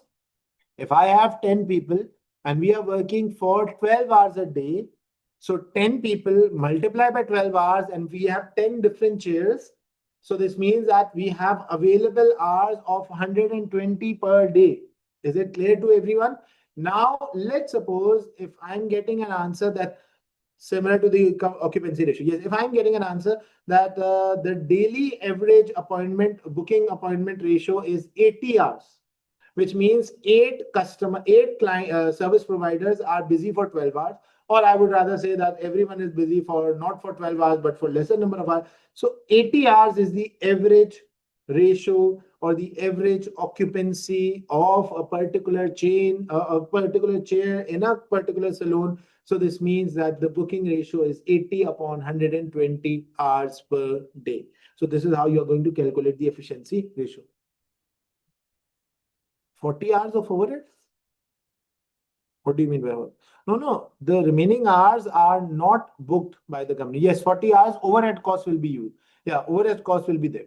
So this is calculated as appointment hours booked as a proportion of the appointments are available. An appointment hour available is the hour during which the hairdresser is available to provide a service. So if I have 10 hairdresser multiplied by 12 hours a day, so this means 120 hours. Then total appointment hours available in a business therefore depends on the number of hairdressers employed. This is what I've told you. If I have 10 hairdressers employed and if I have 12 hours of working per day, this means 120 hours available. And let's suppose if my ratio is 80 upon 120, so you can calculate the occupancy ratio of a particular salon or a per chair ratio of a salon as well. Then revenue per appointment hour booked. Now, let's suppose for every appointment hour that we are taking, sorry. So those businesses which sell retail products to the client split this into hairdressing service revenue per appointment hour booked and retail sales revenue per appointment hour booked. So basically the services or the revenue is divided like this. So there is a revenue that looks at So there is a revenue that is calculated on the basis of appointment hours. So like booked hours divided by available appointment hours multiplied by 100. This is how we calculate the appointment booking rate. Then if we want to calculate booking revenue per appointment hour book. For example, let's suppose every hour that a particular person books, those businesses which can sell the products, retail products to the client split into hairdressing service revenue per appointment hour booked. Like for example, the hairdressing services charge $20 per hour. I'm just quoting an example. It's a huge amount, $20, but let's suppose $20 per hour. And total ratio that comes from this particular part is 30%. So this means that you are calculating the total revenue per day. And then there is another thing that is, let's suppose we charge $30 for a retail service. I'm repeating it once again. Let me just first repeat the first part. It says that let's suppose if the total number of booking hours available is 120 hours, this is an hour. And let's suppose or a daily average says that only 80 hours are booked per day. So this means what's the ratio? If you can calculate it for me, someone, 80 divided by 120. What will be the ratio? Come on, yaar. 66%. Okay. So 66% is the occupancy ratio. Now, the other part says revenue per appointment hour booked. So what's the revenue per appointment hour booked? So we have 80 hours total booked. Now, out of these 80 hours, let's suppose 60 hours are allocated to hairdressing service and the remaining 20 hours are allocated to selling the retail service or retail products. So it says those businesses which sells the retail product to clients split this into hairdressing. For example, if I'm providing hairdressing services, I might have to persuade the person to buy the shampoo. So let's suppose if I provided hairdressing service for 50 minutes, I might take 10 more minutes to persuade that person, sir, this is one of the best shampoo that you're going to use. This is suitable for your hair. You can tell me result after 1 week. This is going to be one of the best investment for your hair. Why don't you invest for? So I mean, I'm investing 10 minutes for the other retail selling service for the marketing of the retail product. So it says that the client split into the hairdressing service revenue per appointment are booked and retail sales revenue per appointment are booked. Then client retention rate. This is calculated as a proportion of the client at the beginning of the specified period of time who have returned for another service by the end of the time. For example, at the beginning of the year, I had 100 clients. And out of those 100 clients, 70 clients came back for the services once again by the end of the year. So this means that my retention ratio is 70%. My retention ratio is 70%, right? Then staff satisfaction. A variety of methods are used. Now, this is the most important KPI. Very, very, very important KPI because I know one thing that the critical success factor depends upon cleanliness, depends upon the staff qualified and training, depends upon the location of the company and pricing and skills and experience. So pricing I can set. Location, that's something that I have decided already. Cleanliness and skills and experience is totally dependent upon how well our staff are in terms of their motivation and in terms of the services that they are providing. Industry body, industry standards and regulation. We know it well that the regulation or the regulatory requirements are not much in this industry, but let's see. The hairdressing industry in the KLN is unregulated. Okay, so there is no regulatory requirement, there's no regulatory body right now. But what if they say that in the KLN, the government have decided to regulate the third largest industry of the KLN. This is the third largest industry, right? So what if in the exhibits they say that they have started to regulate this industry? And if they have started to regulate this industry, there might be some governance related requirement that might be applicable to on our company as well. This is going to definitely increase the cost. So there is no there is no legal and statutory requirements for the business to be licensed or for hairdressers to hold specified qualification. But if you hold specified qualification, hairdressers, that is going to be an add-on advantage. But if you hold a license, that is going to be an add-on advantage. Increase the local compliances.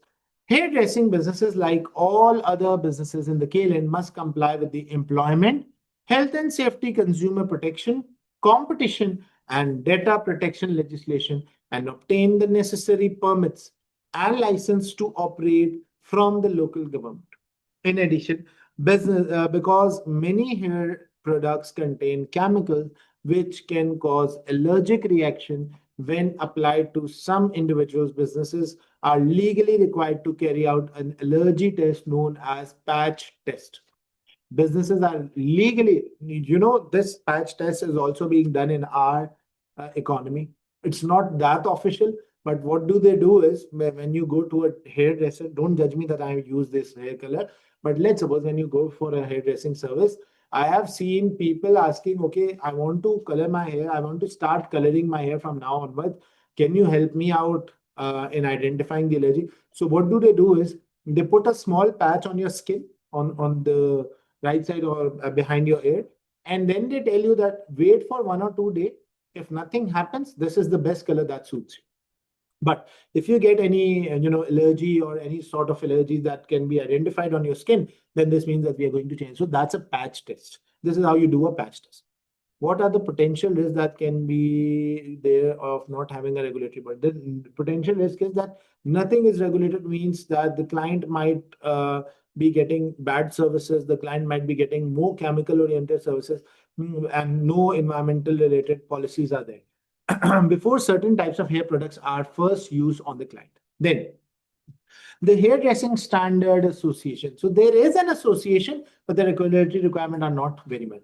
It's an independent industry created body which aims to raise standards and to improve the professionalism within the industry by encouraging every business to join the KLN Hair Salon Register. Individual salons are assessed against objective criteria and related accordingly. If a salon meets a set of minimum standard, it is given a registered status. Okay, so if I meet the set, I am getting the registered status. Thereafter, saloon are rated as good, very good, and excellent. So this good, very good, and excellent is not the rating that we have studied above. That was according to the services. That was not very good. It was basic, good, and excellent. Basic, good, and excellent. Now this is the rating given by HSA. That's an association. Yes. So only those salons which provide very highly skilled and experienced hairdressing, exceptional level of client services, and exceed all KLN health and safety requirements are related as excellent. A business size has no impact on the rating. Even if you have the smallest salon, you can be an excellent one. Okay. Most Hello Hair salons are rated very good, and Trims salons are rated good. The rating of BKK Saloon is excellent. Okay, so we have excellent rating. We have premium services, which means the HSA reviews rating on regular basis. What are the risks? What is the risk that is potentially available right now? See, whenever I believe that I have a good number of students in my class, the risk that comes to my mind is, what if I don't have in the next attempt? What if I don't get this excellent status anymore in the coming days by the HSA authority? What will happen if I don't get the status once again? So this is one of the biggest risks that the company is facing. So the HSA, so you need to know the requirement of HSA. Sir और यहाँ mention भी था कि हमारा highly skilled staff है तो वो एक risk है कि वो The highly skilled staff, if he goes away, we are going to lose the rating as well. The HSA also provide range of qualifications which are offered as part of the college courses in their training academics for larger chain. The HSA hosts the prestigious and popular annual HSA hairdressing exhibition. Again, I told you that the good hairdressers win competitions, both national and international. It's a national competition being proposed by the regulatory body, that is the HSA. So the event is heavily attended by the press and key influencers within the industry. Celebrity hairdressers such as hairdressing competition winners showcase the skills of their hairdressers, and the new hair care products and styling tools are launched. Most staff employed in this industry are member of the National Hairdressing Union. National Hairdressing Union. There is a trade union involved. There is a labor union involved in this industry, which looks after the interests of the members of the work. So you can only persuade someone to stay. You cannot intimidate someone to stay. You can only persuade someone to say. You cannot use the word to intimidate the hairdressers to stay in your company. You cannot use this word. You have to keep them satisfied. For example, negotiating agreements with the employers on working condition, supporting members in legal proceeding against the employers. So you can understand that the hairdressers have lots and lots of power in this industry. Then Denis and Koko Limited. So let's move towards Denis and Koko. This is one of the company that is going to be tested actually in the exam. So this is the proportion that we need to be focusing upon. Now, Denis and Koko is a hairdressing BKK, we'll call it DKK chain in the KLN, providing a premium level of services. It was started by a husband and wife 40 years ago. It's a family-owned business. It's not a public listed business. It was started 40 years ago. It was started when the actual hairdressing industry started in this economy. Can SFA be tested? SFA can only be tested if the Denis and Koko wants to buy another salon, wants to buy some smaller salons, wants to buy a chain of smaller salons. Yes, SFA can be applicable. They met while working in the same hairdressing salon and decided to start their own life and business as well. The business has grown organically. Okay, I'm getting an idea that SFA can be tested now. They have already organic, and you guys have gone through one of the case studies historically where we wrote that in the SFA model, we wrote that the company have a fairer chance of increasing the revenue by buying another company. However, the company have no experience of acquisition. The company have no experience of acquisition. Coco have no experience of acquisition. However, Coco have organically grown by heaps and bounds in this industry and through acquisition of individual salons and small chain. Okay, so there is an organic growth and there is an acquired growth as well. So we are not going to use that they don't have an experience, they have an experience. Okay. It is currently the third largest hairdressing business in the KLM. The founders have retired from the company, although Dennis is the non-executive chairperson of the board. So the chairman of the board is Dennis, who is the owner, who is historically the owner, and both the partners have retired from the executive director's post.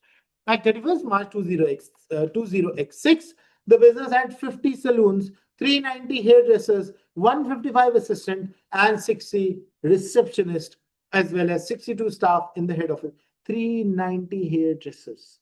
390 hairdressers. Now, if you want to calculate the total number of booking hours available, if they tell us today or in the exam day that the total operational hours are 8. So what are you going to do? You're going to multiply the 360 by 8 and you'll get an answer. Is it clear? Is it clear? Yeah. Let's wait. Appointment hour. Yeah. 390 multiplied. 390 multiplied. Okay, so let's wait for 1 minute, 2 minutes. Let's let the azan end, and then I'm going to repeat.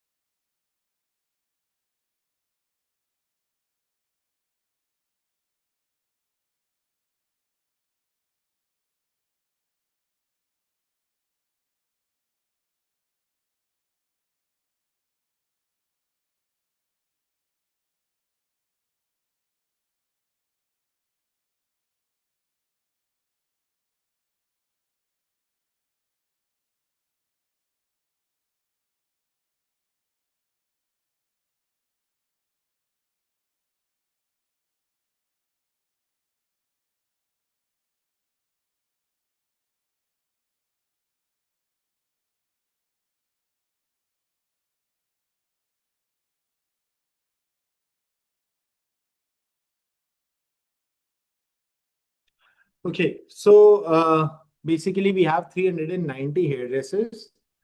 Now, if you look at 390 hairdressers, and if you go back to the first page, I'm going back to the first page. it says mostly there was a time period written. On which page, if you can, someone can let me know. There was a time of Stage 4. page. It says small single saloon businesses in the local chain tend to be open 5 days a week from 9 to 17. So 9 to 17, how many hours? 9 to 5. 8 hours. 9 to 5, like 8 hours, right? 9 to 5, 8 hours.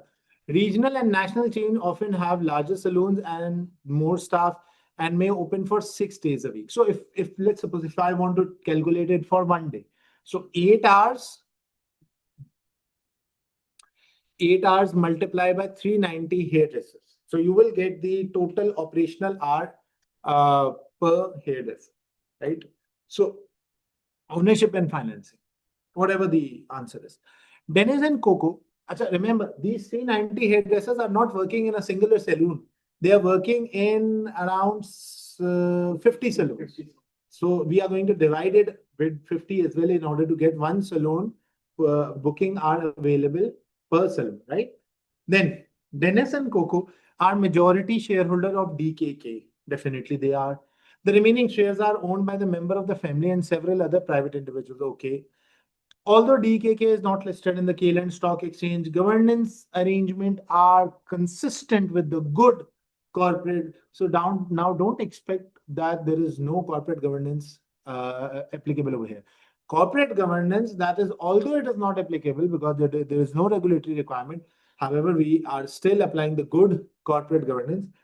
However, as non-listed company, the directors made the decision to not have audit, nomination and remuneration committee. Expect a question that let the directors know what are the advantages of having these committees and how can the directors actually apply for these committees.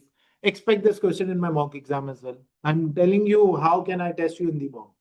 There can be a question that, okay, there's an exhibit that says that the directors are considering the fact that they want to go on for the audit committee, nomination committee, and remuneration committee. Let us know what are the advantages and disadvantages. Or there can be instances that the company is failing in the fiduciary requirement. The company is right now having some issues with the company is right now having some issues in the financial statements. The company is having some issues in the let's suppose in the operational issues in the company. So how will the audit committee, how will the nomination committee, how will the remuneration committee help the company to identify some more regulatory benefits? Yeah.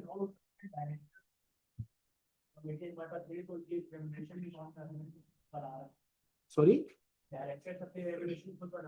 हाँ बिल्कुल conflict of interest एक और जो issue यहाँ पे ये है कि वो एलईडी है जो डेनिस है पर मेजॉरिटी शेयर होल्डिंग भी है देखो because of the fact that there is no regulatory requirement, so we are not going to consider this as an issue right now. The regulatory requirement only applies on the listed company. However, if let's suppose they just want to know regarding the audit, nomination and regulatory. Yes, but right now they are not converted. So as of today, there is no listing, there is no governance requirement applicable. As of today, they are perfectly fine. An internal auditor reports to the finance director. Okay, definitely.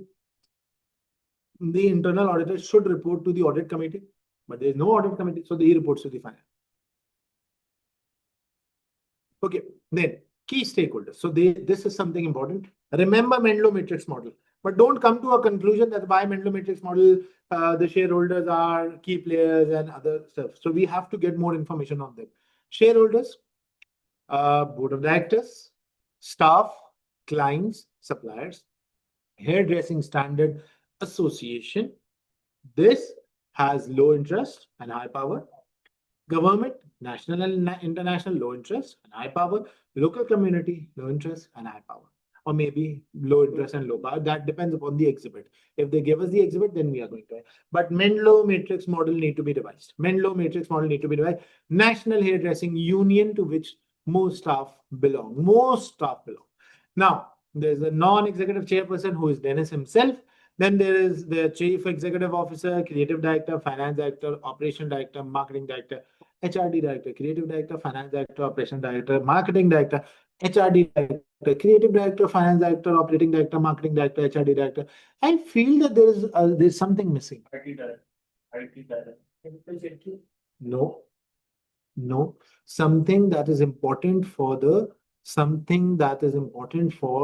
the client services, something that is important for the hairdressing satisfaction, something that is important for hairdressing non-monetary satisfaction. Customer relationship. No, something that is important for someone who is important for hairdressing non-financial motivation, that is training director.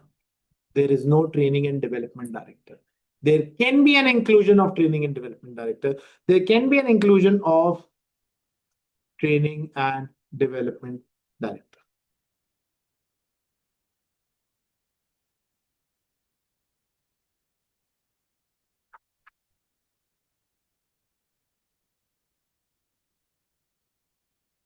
Is it clear to every one of you?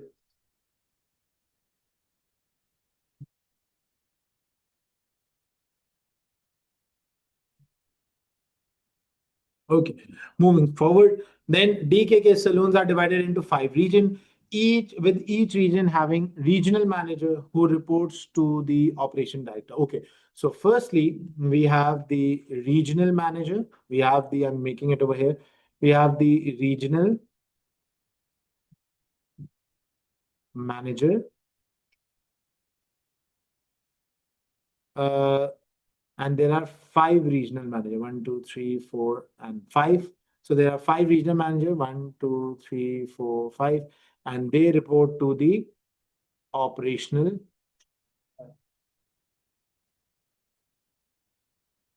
I hope so that the training is managed by HR, operational director, right? Moving forward. So DKK saloon are divided into 5 regions, with each region having regional manager who report to the operational director. Saloons are managed by saloon manager who split their time between hairdressing and management. Saloon are managed by hairdresser. So regional manager, then we have saloon manager, and saloon manager divide their time into hairdressing. I'm using short forms. Make sure that you write it completely so that you have an idea when you read it on your own. And saloon management. Okay, so how many saloon manager must we be having? Can someone tell me? 10, 20, 30, 40, or 50? We have 50 saloons. Because we have 50 saloons, so we have 50 saloon managers. This is very obvious. And if we have 50 saloon managers, then this means that we have 5 regional directors and 5 regional managers, and 5 regional managers look after every region. So these 50 saloons are going to be divided into 5 different regions. So these 5 different regions will have different consumer bases and different locality. Then saloons are managed by the saloon managers who split their time between hairdressing and management. They report to and are closely controlled by a regional manager. So they are definitely reporting to the regional manager, and hence have relatively little autonomy. Autonomy means that they don't take decisions themselves. They take very less number of decisions themselves. Sorry, they take They take lots and lots of decisions themselves in regard with their own saloons. Autonomous means that they are totally dependent on their own skill when it comes to saloon, because 50 reports to 5 different regional managers. Sorry, I was wrong. It's not the opposite. It's the regional saloon managers have the autonomous liberty to take decision of their saloons, but they have to report at the end of the day to the regional manager. They have autonomy. Autonomy. Autonomy means that they have the liberty to take. They have the control to take decision. Little autonomy. Relatively little autonomy. Acha, this means that some decisions can be taken and some cannot be taken. Yeah. Now, DKK has a policy of internal promotion to the position of saloon manager where possible. Okay, so they have a policy. Of internal promotion. By internal promotion, I mean that they have a policy of promoting their staff, which means good career path opportunities. Good career path. See, if I want to see tangible example of people going above me, I want to see tangible example. Why do you guys want to join the audit firms as a trainee? Because you have seen tangible example of a person going from trainee to partner level as well. So you want to see tangible example of a person coming for an assistant role and becoming a manager as well. Yes, very good. Brand positioning. When Dennis and Coco started their business, they wanted to provide their clients with a more luxurious experience than was available in other salons, believing that there was a gap in the market for the premium offering. Feature of its offering, which continues to differentiate it. Feature of its offering, which continues to differentiate it. Feature of its offering, which continues to differentiate it from the two largest chain in the KLN is luxurious saloons with premium facilities in prime locations in wealthy neighborhoods of the town and cities across the KLN. They have premium locations. Number one. Then high quality. Yes, this is the strength that we are having. High quality personalized client services, expert hairdressers who are required by the DKK to hold the full complement of HSA qualifications and meet high standard of CPD every 12 months. An exclusive product partnership with prestigious brands are also there. So these are our strengths. Yes, you have to remember before going into the examination, if someone asks you what is your strength, you have premium location, you have high quality personalized staff, you have expert hairdressers who are required to hold qualification from the HSA and CPD every 12 months, and you provide exclusive products in the retail selling for your clients. Although an expanding regional chain as well as an increasing number of individual saloons are now successfully replicating some or all the aspects of the DKK offering, it is still the most well-known premium hairdressing brand in KLand, and loyalty to the brand is strong. Its client who tends to be from its clients who tends to be sorry.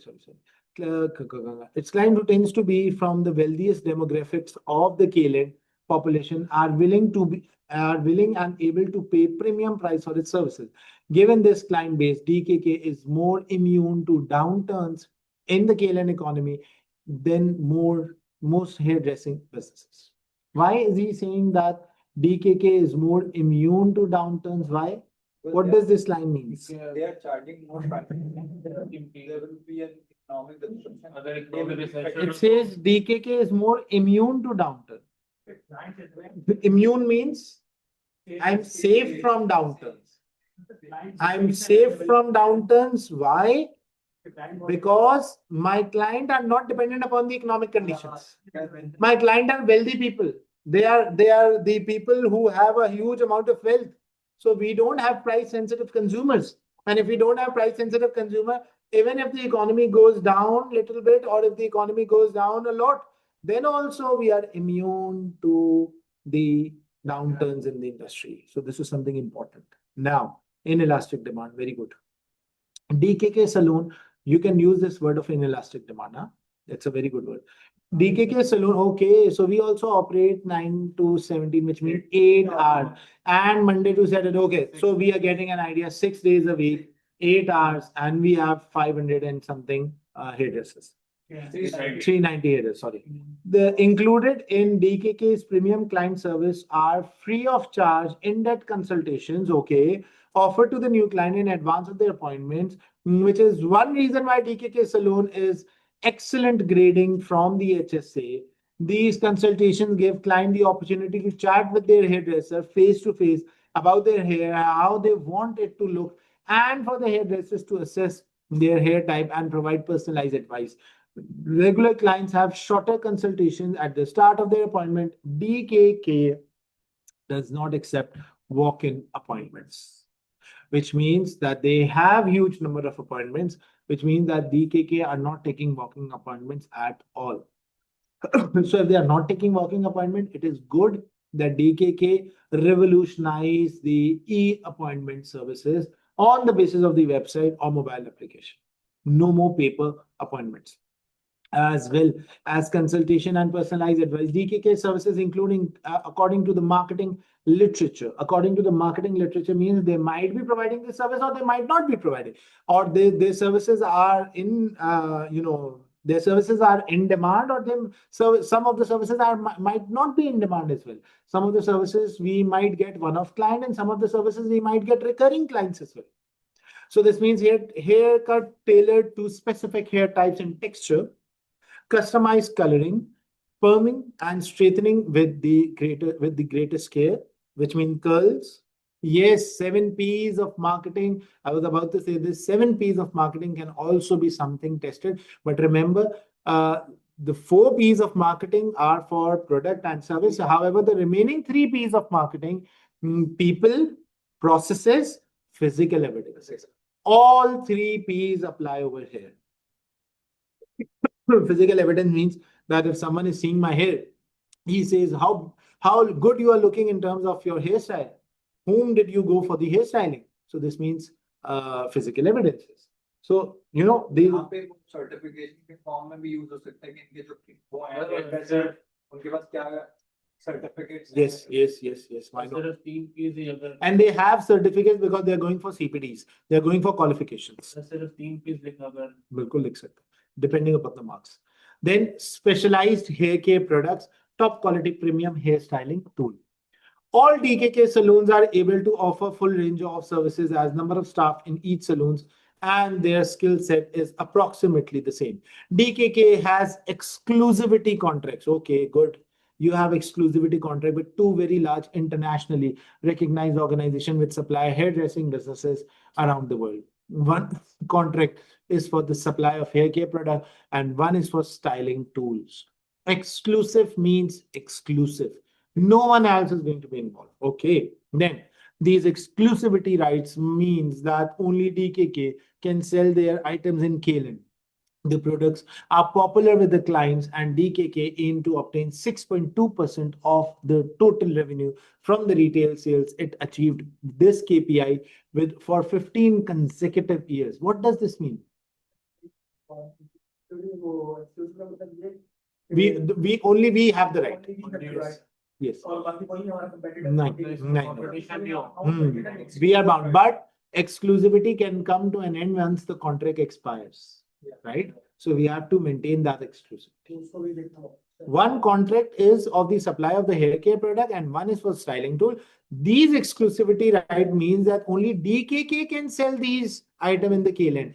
The product are popular with the client and the product are also popular. So we have getting a good revenue from this.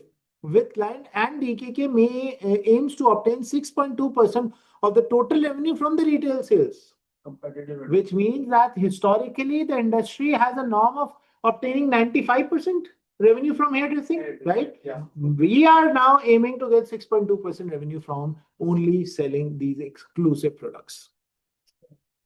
It achieved this KPI for 15 consecutive years until the proportion dropped to 6.1% in the 12 months to 31st of March 2005. The business expects that its hairdressers to make hair care products recommendation to all the clients, but there is no commission for There is no commission for the hairdressers on retail sale. There is no commission for the hairdressers on the retail. This is a disadvantage. This is a demotivating factor. So keep this thing in your mind. If they ask you how to increase the sale from 6.1% to 6.2%, the first parameter, the first advantage, the first option that you're going to give is to give commission basis to the hairdresser. Otherwise, this can go into worsening situation as well. Yes, no incentives to sell. Very good. So this business expects the hairdresser to make hair care products recommendation for all the clients, but there is no commission for the hairdressers on retail sales. The close relationship DKK hairdressers build with their client and the trust their client puts in them to ensure recommended products are usually purchased, as well as selling the products to the client. Individuals who are not client also visit the salon to purchase the product. This is so good that the individuals who are not even the consumer, they also come and purchase our products. So we have a very fair potential of bringing this 6.1 to 6.2 and even above that. A tasteful window display ensure that those passing DKK saloons who are not the client are aware of the quality of the products that are available. So we have got transparent glasses through which the consumers can see the products, through which the consumer can see cleanliness, through which the consumer can see the client services. DKK owns the building of some of its saloon, but rents most of them. So DKK must be having a rental costs involved, which they can reduce by owning that building. But for owning that building, you need to have huge amount of capital.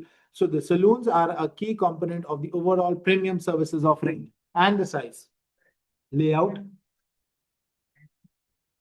कर सकते हैं. If you have a source of finance available, if in the exhibit they say that we have a source of finance available, we'll go for buying the saloon. बिल्कुल, बिल्कुल. Yes. Advantage, disadvantage. Layouts and internal decisions, sales and leaseback. Yes, sales and leaseback can also be a very good option. Internal decoration and fixtures and fitting of each is similar. So they provide similar fixtures and fitting. They provide a similar experience to everyone, but some of them are owned and some of them are not. Premium facilities of the DKK Salon includes the luxury reception area where clients are personally welcomed by the receptionist, okay, offered refreshment while they wait for the appointment, and where they can browse the retail products available. DKK aim to refurbish saloons, replace or repair fixtures and fitting, paint and decorate walls, and so on approximately every 3 years, which is a one-off cost after every 3 years. Which is a one-off cost after every 3 years, which we have to cover from our recurring sales. Okay, let's look at the services process. Now, after reading the service process, I'll ask you, can you change the service process into a more faster one? Because 3 P's of marketing sales process should be as fast as possible. 3 P's of marketing says that the process should be as fast as possible. So let's look at it. Appointment booked by phone or in person. Why not e-appointment? Why not website appointment? Why isn't the website appointment available? Now, first look at the key as well. The lighter version says all clients. The black says new clients. The very lighter one says existing client, right? Yeah, the box with the border says existing client. Okay. So appointment booked by phone or in person. Okay, all clients. New clients pre-appointment consultation. However, pre-appointment patch test with the relevant. So if you are going for coloring, so there will be a pre-appointment patch test where relevant. Then you are welcomed. Once you are welcomed, existing client consultation goes in salon experience. And once you are welcome, a new client also goes for the salon experience. Product recommendation is done, and then checkout is done. So this means it's a very well drafted process. It's a very well done. The only thing that I believe can be added is an e-appointment model. E-appointment model. And they have not yet stated regarding the augmented reality, the AR technology being used by this company. I don't know if they stated in future or not, but AR technology can also be used to provide the client with realistic perspective that how they are going to look once they, go on for these services. So suppliers and costs, as well as the 2 exclusivity contract of hair care products and styling tool. DKK source branded uniforms, okay, towels and robes from a supplier based outside the Keyland. Individual salons contracts with the local small laundry businesses which collect towels and robes at the end of each day and return them washed, dried and ironed few days later. Good. Overseas supplier तो महंगा होगा ना. Overseas Supplier है ना, overseas supplier outside. but they are providing premium service, so that's fine. Then information system and use of technology. A paper-based appointment. They should not be a paper-based appointment. They should be e-appointment. Paper-based appointment is now old. Paper-based appointment has one of the biggest disadvantage of being double booked. Yes, this is the weakness. System is still used in salon with appointments recorded in appointment book. Salon also maintain a computerized record of each of their clients with detailed services that they have received and the specific hair products used in their hair. This is something that helps them to identify allergies. This is something that helps them to identify the services that you can expect from the client having recurring sales or having recurring check-ins. This is something that paper-based appointment is something that we need to change because that has a weakness of being double booked.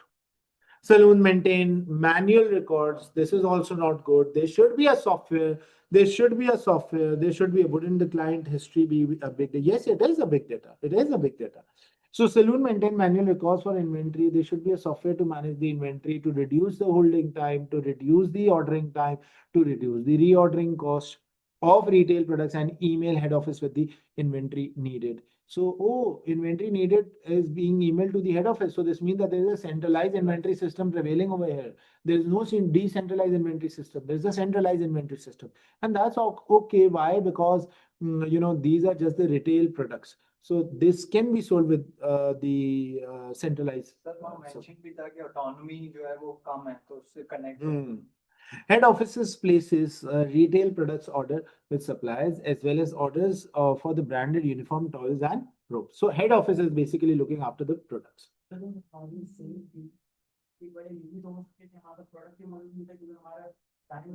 Now, this is an assumption that we are taking. There's nothing written over that the products were not available when the client wanted it. So let's wait for the exhibit. If they say, then we can you take this assumption. So DKK website provide info. They have a website operation. So why aren't they using it for booking purposes?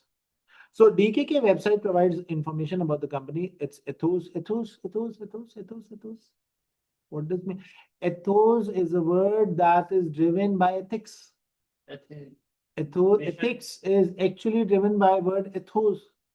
So it's ethics, it's service offering, and it's 50 saloon. There is no functionality to book appointment. There is no functionality to book appointment. There is no functionality to book appointment. This is something wrong. Or purchase retail products online. Oh, there's no functionality. You can have a revenue stream available by selling your products online. You can have a revenue stream available by booking the appointment online, which they should be there. This is going to substantially increase the revenue, and this is going to give satisfaction to the consumers. ये opportunity miss कर रहा है online Yes. sales. Yes. Individual saloon engage in social media activity on a limited basis. Again, one of the biggest reason why 6.1 is the answer to retail sales. There should be social media presence. They are eating the revenue that they historically invested in. However, the new clients are not going to be there if the same thing keeps on continuing, and focus on highlighting their hairdressers and their skills. Risk. Limited presence. Okay. So DKK website provides information about the company. So it provides information about the company, their ethics, their services of the 50 saloons. They do not have any functionality to book the appointment online through their website, and they do not offer any services in which the retail products are being bought online. They have limited social media presence. This specific paragraph is the weakness that the company is facing. They are losing their revenue because of this specific paragraph. Then DKK maintains a risk register. Oh my God, they have given us a risk register, but they have not given us the impact of the risk. They have not given us the recommendation on the risk. Expect a question in which the exhibits are going to identify these risks in more detail, and they will ask you that the risk given, you need to identify. Now, let's suppose if you are sitting in the examination and there is a risk-based question that says the identified risk must be having some consequences, and you have to identify some of the recommendation. So what you're going to do, you're going to copy paste from this pre-scene that is available on the left-hand side of your screen all these risks, write it in columnar format, provide the impact of these risks, and provide recommendation based on this risk. Yes.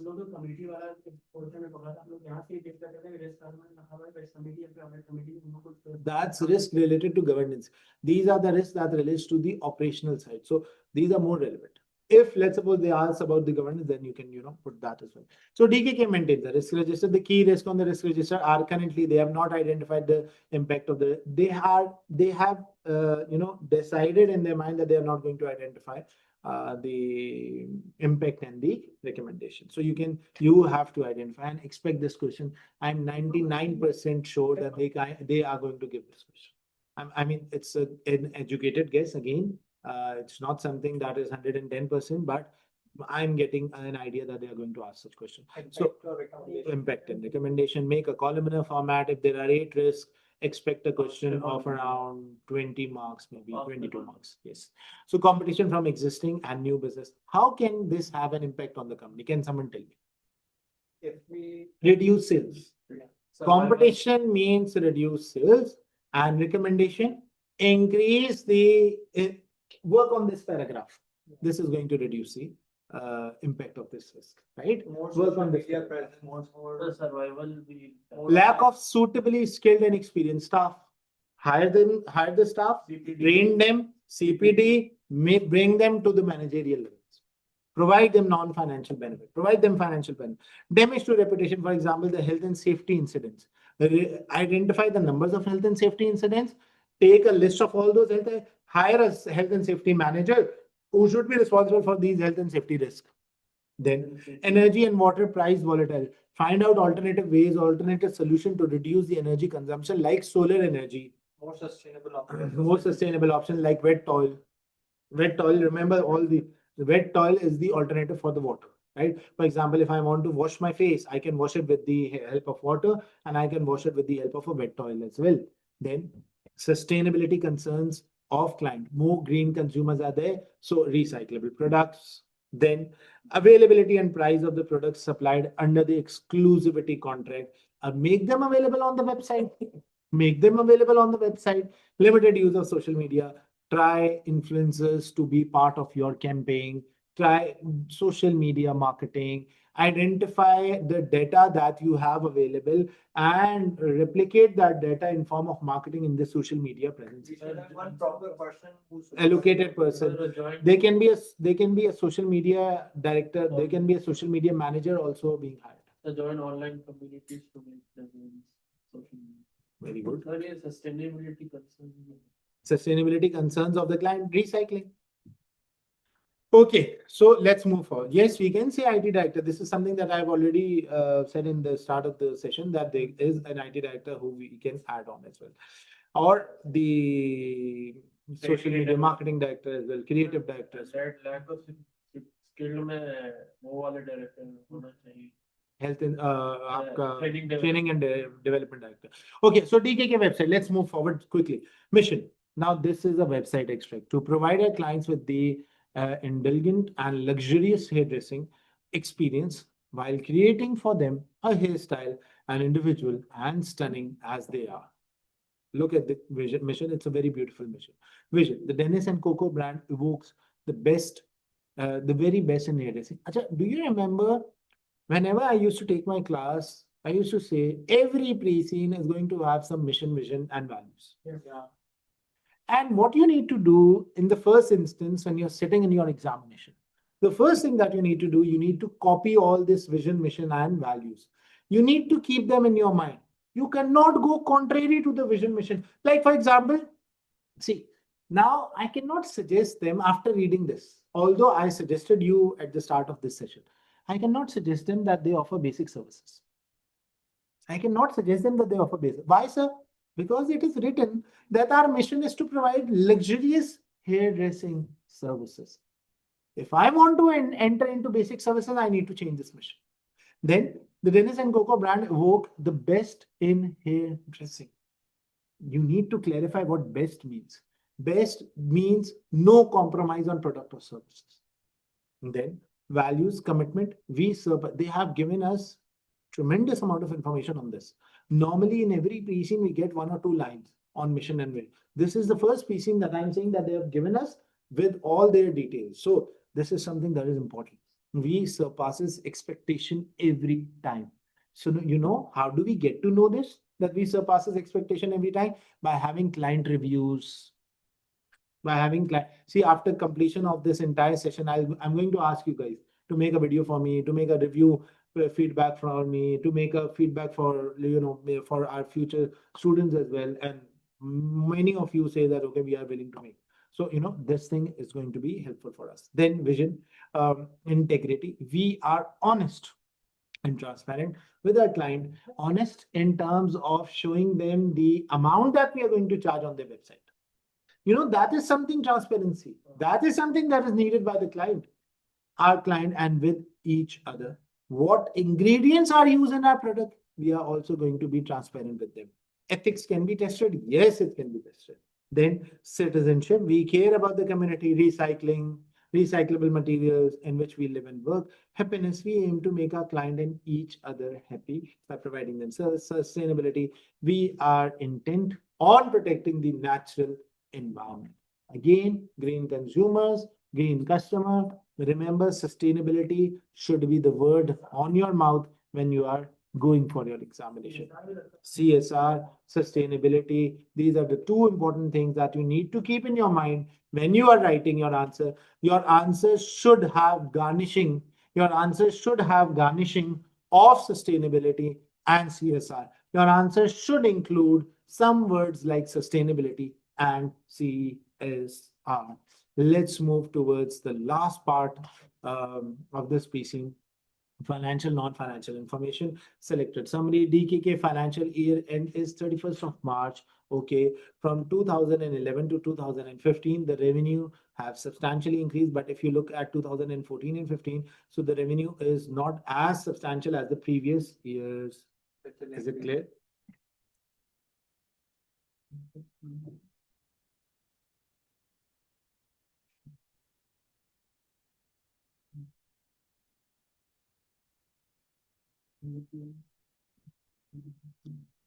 Okay, then revenue. So hairdressing services, you can see a straight line. You can see, like, if I can make it, I don't know if it's doable, but you can see it's, huh? Yeah, but it's a minor difference, not much. But if you see the total revenue around 93% to 94%. See, because there is some decline in the revenue in 20x4, but that decline was completed in 20x5. However, the retail services are more or less the same. It's more or less the same. But you can see that 94%, approx 94% is from hairdressing. And sir, this can be seen from the fact that they themselves quoted that 6.1% is from the 6.1% currently. We aim to get 6.2. 6.1% currently, although we maintain 6.2 as well. 6.1% is currently the sales from the, yeah. Acha, 94% is less than 95%. 94% is less than, but on take the other end as well. The entire industry is 95% dependent. We are just 94% dependent. However, our total revenue, 6% is dependent. So the industry is 5% dependent on retail sales. We are 6%. So there is something positive and there is something negative. Right? Then total costs have substantially increased. So if you look at the cost, it is around $16.5 million. And if you look at the revenue, it is around 19.2 million per dollar, 19.1 million per dollar. So this means 16.5 to, huh? Yes, the margin is very, very less. There's a very less number of margin. And if you look at the operating profit margin, it has declined from the previous year. You can see there was a stupendous increase in the margin in the 4 years before, but there's a decline, huge decline in the profit margin. And then the huge decline may be because of many different factors. Now, if you look at the client retention, look at the client retention rate. The client retention rate has substantially declined. Why? Because of 4 factors. Number 1, pricing. Number 2, cleanliness. Number 3, location. Number 4, staff excellent. However, if you look at the above factors, if you look at that paragraph that I've already told you, DKK website, this is the issue.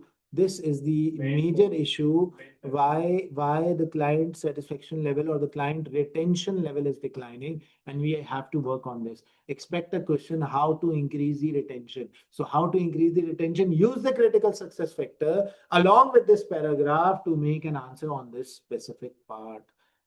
Satisfaction scores, you can see the staff satisfaction, it was 85%, then it went to around 84%, then again went to 85%. Okay, then again it went to 84%, then it deteriorated to 83%. Now this can have an impact in terms of client, in terms of staff going away from your company, in terms of staff turnover increasing by steeps and bounds. In terms of customer, see, this has a direct relationship with this. Yeah. There's a direct relation with the staff and the client. So if the staff are not satisfied, this means the client satisfaction. So staff satisfaction can be financial and non-financial in terms of training days, in terms of financial, in terms of monitoring, in terms of CPDs, in terms of providing him healthy environment, in terms of having a good contract. Commission, yes. Very good, very good. So this is the best of me who can, cover up this pre-scene analysis. Although this is just the first insight of the pre-scene. Now carefully listen to me. When you go back home, I'm calling it a day today, but when you go back home, make sure that you read this pre-scene once again before going to your bed. Number one. Number two, tomorrow we will be meeting at 3:30. Tomorrow we'll be meeting at 3:30 p.m. Pakistan time. We will be meeting at 3:30 p.m. Pakistan time. And what we'll do is, I'm going to allocate, tomorrow is like a mini mock exam. I'm going to read the entire pre-scene exhibit. I'm going to have a discussion with you. Then at 4:30, I will give you a chance to do at least one question on your own. We'll meet at 3:30. Then I'll give you a chance to do one question on your own. You guys will be sitting over here, and the people who are in their online setup, they'll be doing online. I have a meeting from 4:30. I have a class from 4:30 to 6 o'clock. Then I'll go over there, and then I'll come back at 6 o'clock, and then we'll start moving towards the 6 to 9. So we'll be having a class from 3:30 to 9 o'clock tomorrow. But be prepared. We will be doing a mock exam, and the question is the Courgette one. The question is Courgette. We'll do the entire Courgette question tomorrow. We'll do the entire Courgette question tomorrow. And day after tomorrow, maybe I might be in a position to give you a detailed pre-scene analysis. All those students who are coming here for the classes, it's better that you start solving the question. I hope so. Today's class was helpful for you all. And I hope so that you got, a detailed insight of what can be expected in the examination. I'm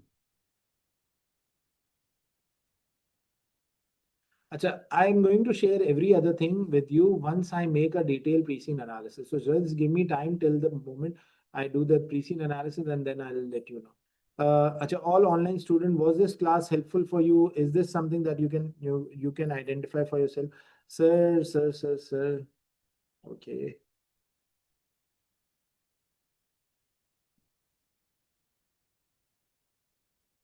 Good.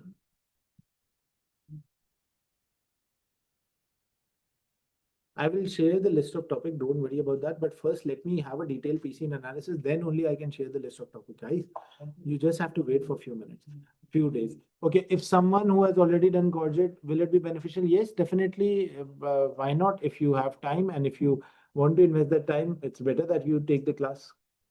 Kindly share the question you mentioned for tomorrow. See, I don't have that question available with me. You have to get it from the ACCA practice platform.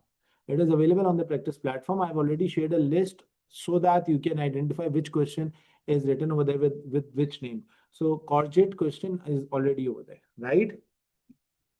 Let's keep our class till here tomorrow, till here today. I'm going to upload this pre-scene analysis on the YouTube channel as well. You can, if you want to revisit it, you can visit over there as well. This pre-scene analysis will be uploaded on your classes, on your LMS as well. So if someone who has missed the class, he can go through it. And if any one of you want to connect me for the mock exam or for the pre-scene analysis or for any other related advice, I'm writing my number so you can connect me.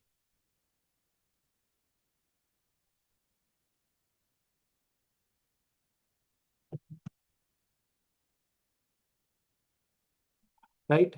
+92 336 080 6203. Let's keep our class earlier today. We'll be meeting tomorrow.